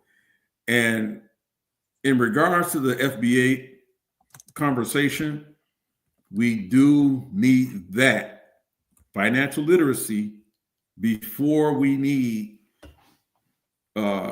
arguments or political gerrymandering over who's a tether or who's foundational and who's not, right? Because the whole, whether we want to sugarcoat it or not, the only basis for this FBA movement is money, and that's in the form of reparations, right? So if you don't have a plan for that money, what it's not going to profit you anything. It may last you a few months, a few years, but it's not going to help you. And so even when I talked about people getting the PP loans and buying homes, they were able to purchase the homes because maybe they were able to afford the down payments. But guess what? They had no plans to even be able to keep those homes. Those homes, a lot of them were foreclosed on because of non-payment. A lot of those cars that they bought were repossessed, right? Because of non-payment. So a lot of these things we need to have, if we're going to talk about something that should be foundational to our people as a whole, it needs to be unity, community, and financial literacy. We need to have that. And all of that needs to be wrapped in education, right? It needs to be wrapped in education. And so anything that we support and go after has to be solidified in those things. And then talking about poly, I think that sort of helps us build these communities that we need. right? I don't even know how you even going to argue being the foundational Black America. You don't even consider being in a poly relationship to a degree, right? I don't even see how you actually fully make that happen. So we really have to think about that in those terms. Again, it's been a great show. I appreciate you being on. I hope I'm getting invited on some more of these. It's been great.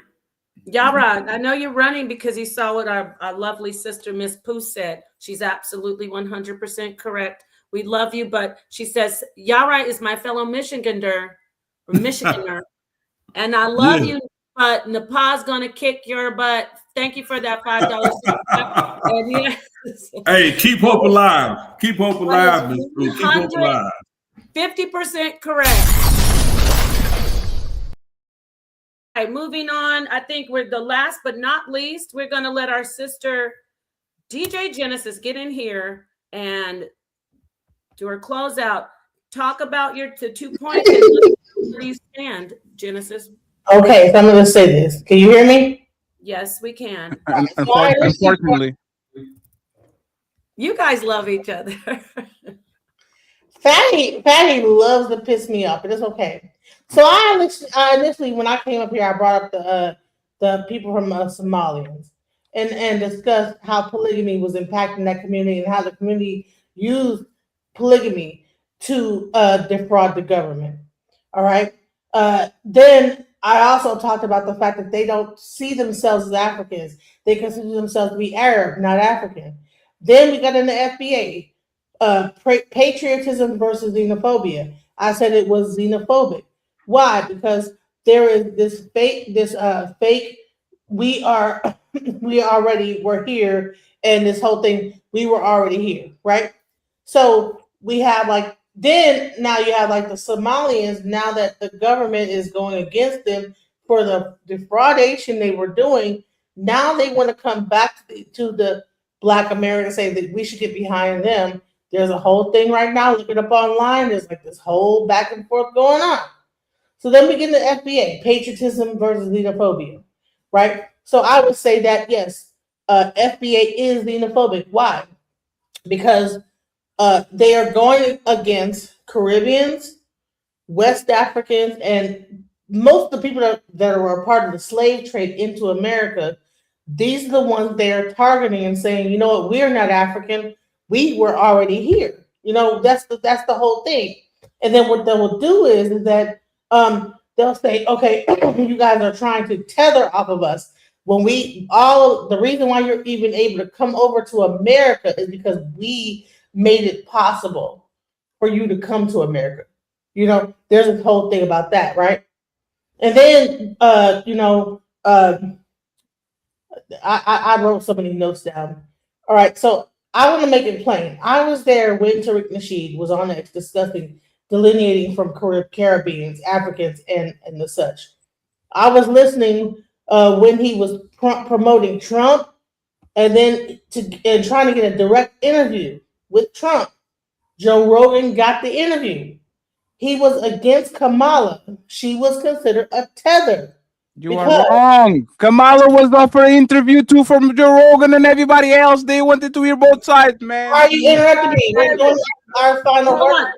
This is crazy. You're not supposed to do that. No. I'm trying. Hold on. You're doing your closeout, Fatty. I'm gonna let you. You're gonna have no. And it's all right. Interrupt the person's final thoughts. Let me repeat this He is a co-host, so you really can't tell him that he cannot speak. So we need to calm it's down. fine. It's like final thoughts. Let me do a dissertation about the things that I said throughout the show. No. Oh my God. Tariq Nasheed was trying to get an interview with Trump. Trump. Okay. Yeah, but hold on. Genesis Rogan over him. Genesis, what I'm trying to explain, and I know this, you, but I know background when it was all happening. Okay, now, Genesis. I tried to get an interview too with Trump. That's why I'm mad at him. Genesis, let me ask you a question. I love you. The entire time on Twitter, X was calling. Oh my God. Okay, but you know what, Genesis? You're closing out. You're closing out. We're going to have more of these conversations. I hate having to mute you because we are friends, but just do your closeout right now. I'm not even going to stop you and just say, what did you stand on? Make the close up points. Don't go back into all the other stuff, please. Please. I'm going to give you another 60 seconds.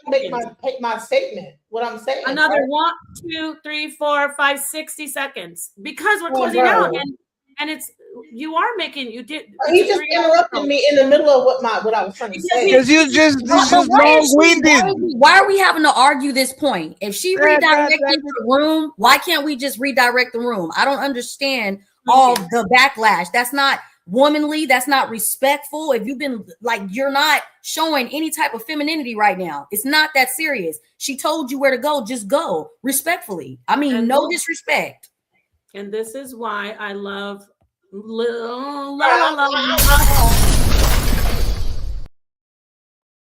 will be feminine and all my femininity and just close out. There we go. I love that. We will have the feminine talk. Feminine. There we go. You still talking? Genesis, thank you so much for being here. Now she left, and she's. I love you, Genesis. Hey, friends. If you was my friends too, I would say the same thing.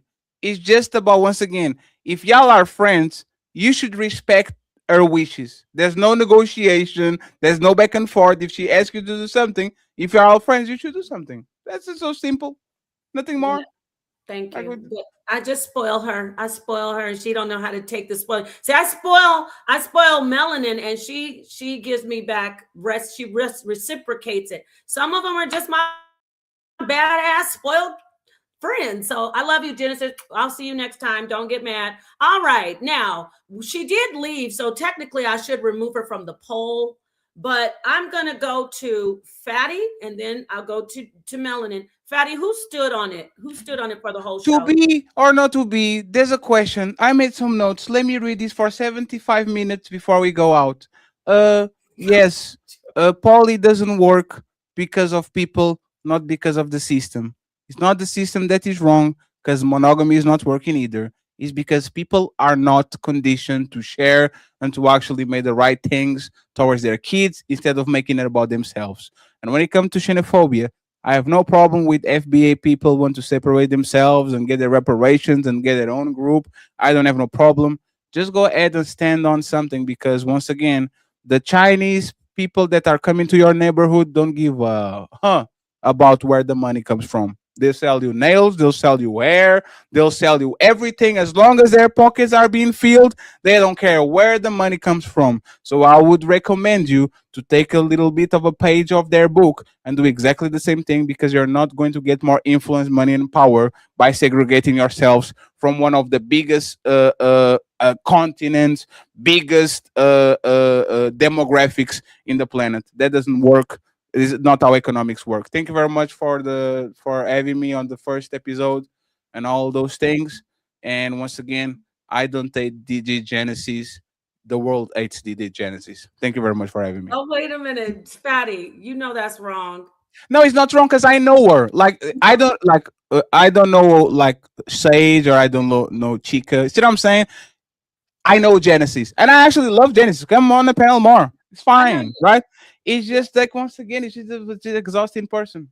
Fatty, let me ask you, who stood on it in your opinion? I got to drop the bomb after you say. Chica was the winner today.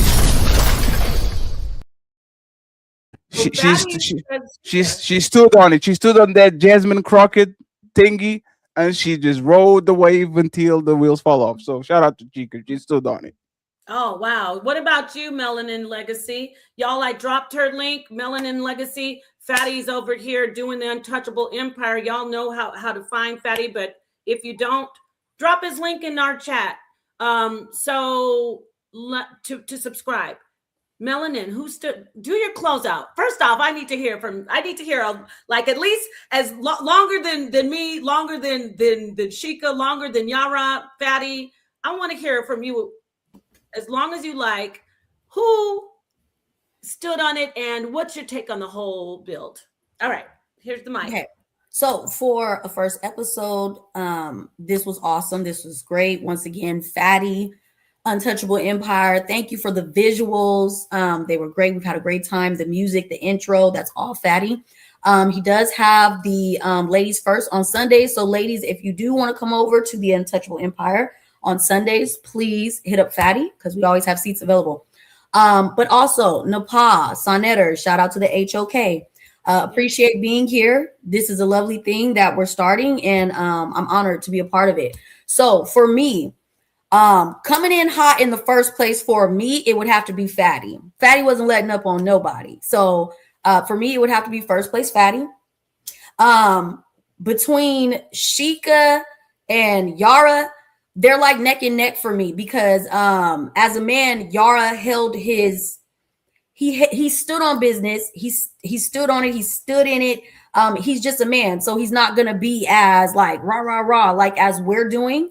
So to me, they're equal, and I don't have any issue with Genesis. It's just you got to pick something and stay there.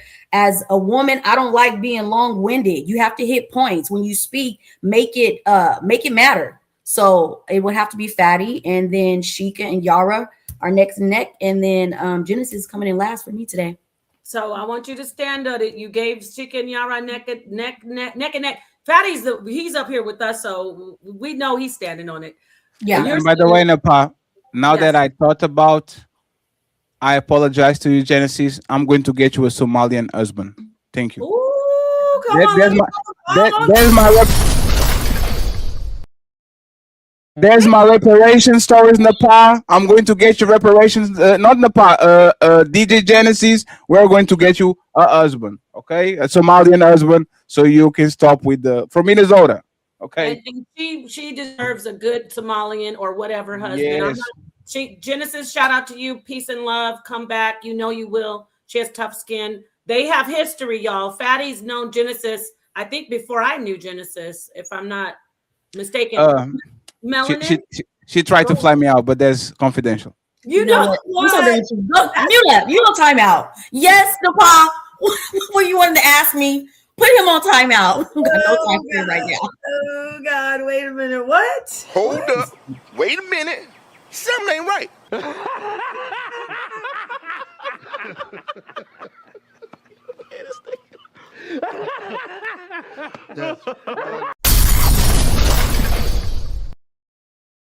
As a friend, guys, as a friend. Come on. Black love and long distance relationships. Now back to Melanin. Who stood on it? Yara or Sheikah? Damn. I'm gonna have to say Sheikah. Ooh, Sheikah's in here. Yeah, I'm gonna have to say I love her strong. Yeah, I don't agree with everything necessarily, but you stood on business. Thank you. Okay, Melanin, where can they find you again? You can find me on YouTube, TikTok, and Instagram, Melanin Legacy. Melanin Legacy. All right, now for me, I want to say thank you to Sonetter. First and foremost, my husband, who I was about to say I was going to go into the king and all that, but y'all don't want to hear all that right now. My husband, who is the king of consciousness, who's letting this happen here in the HOK network. But I am Napah Shadah of the Rise channel. You can go subscribe to my Rise channel. You can go, please subscribe to HOK Coliseum. Please subscribe to all of the HOK platforms. And of course, as we said before, subscribe to Fatty, the Untouchable Empire. This is a collaboration of inspiration and it's empirical, how do you say, it's paramount, put it that way. It's an important thing to show in our community. I mean it. I can be long-winded more than anybody because we can come together. Everybody wants to make it. Everybody wants to be up there doing their best. And we're not crabs. We are not crabs. We build each other up. What are we? We're ants, y'all. The ants, you know how they be stacking it up to take down a big animal. All right, that was weird, but whatever. Shout out to Melanin Legacy. I love you so much. Shout out to Sheikah and Yara Fatty. But I do want to say this, okay? Love me or hate me, I'm Napah Shadah, and I'm not going anywhere. So you might as well just love me. Yara, I thought you were really great with your points. You are like You know my nickname for you, if you don't mind me saying. You're as stubborn and as mean as a junkyard dog. So you don't let go once you chomp on. You want to get your jaws clenched, but you were nowhere near Sheikah when it comes to getting in here and fighting for your life and standing on your position. Even you started to move kind of like, waver here and there, when you getting those punches, just like you're going to get in December 27th. You started to feel it and you were up against the rope. So I love you, Yara, as a brother, but you did not stand on it. Sheikah 100% stood on it. Shows that Sheikah is who knows how to stand on business. So with that said, I would like for Fatty to close out, and then I'm going to put up I want to show you guys are cute, amazing, adorable. Look at this. This is what Fatty, he's really awesome with these. Amazing. Fatty Hey, and I'm asking for permission to the boss man to produce in 2 weeks the show. Okay, I know he did the production today.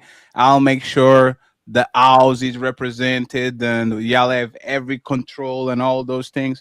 But I want to give people just a little bit of a change of pace, and you try it, and then y'all go back and get it. So thank you very much for facilitating this today. This was Napah idea.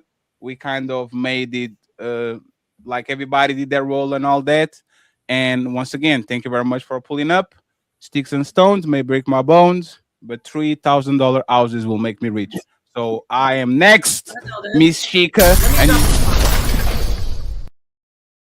and you better not run from us, Miss Sheikah. I want to see you in the next 2 weeks because I think you are a good sparring match. So appreciate you, Mr. Sage. Thank you very much. Thank you, Melanin. Thank you, Napah.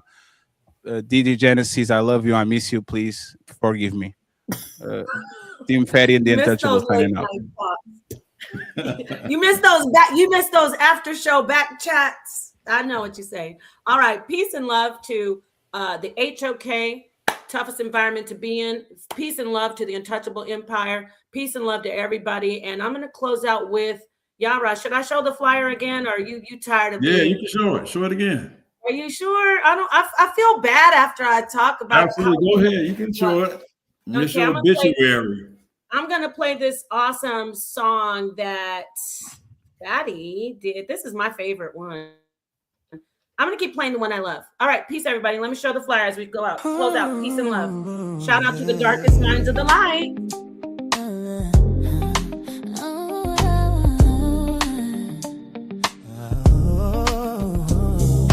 Tuesday night, purple lights glow low. Say it with your chest, don't fold, though. Step inside, let the truth unfold. If you say it once, you gotta hold. No scripts, no safe replies. Truth hit hard, no alibi. Say it clean, say it plain. Pressurize when the room go quiet. Everybody bold till it's time to stand. Words get heavy when they in your hands. Laugh it off or testify, but what you say you gotta justify. Say it strong if you say it here. Don't walk back when the line unclear. Lights on, check, go live. Can you stand when the tone say it loud, don't back away. Say it now, no fade away. If you said it, that's your zone. Say it once, then stand on it. No disguise, no switch up tone. Say it proud, stand on your own. If you spoke it, that's your script. Say it once, stand on it. Purple moon, blacked out truth. I don't speak unless it's proof. I've been right, I've been wrong. Still I stand on every song. Honesty ain't always sweet. Sometimes sharp when worlds collide. I'd rather face it in the light than rewrite it later on live. No hitters when the truth go live. Stand on it, stand on it, stand on it, stand on it, stand on it. Fatty, bring the energy. Napah, keep it clarity. Melanin legacy, hold the line. Different minds, one mic, one time. Tuesday night, 9 p.m. EST. Real talk only, nothing less. Purple glow, blacked out, dark grid. Say it once, stand on it. If you said it, that's your zone. Say it proud, stand on it. No back no counter. You said it, stand on it. If you said it, that's your zone. Say it proud. counterfeit.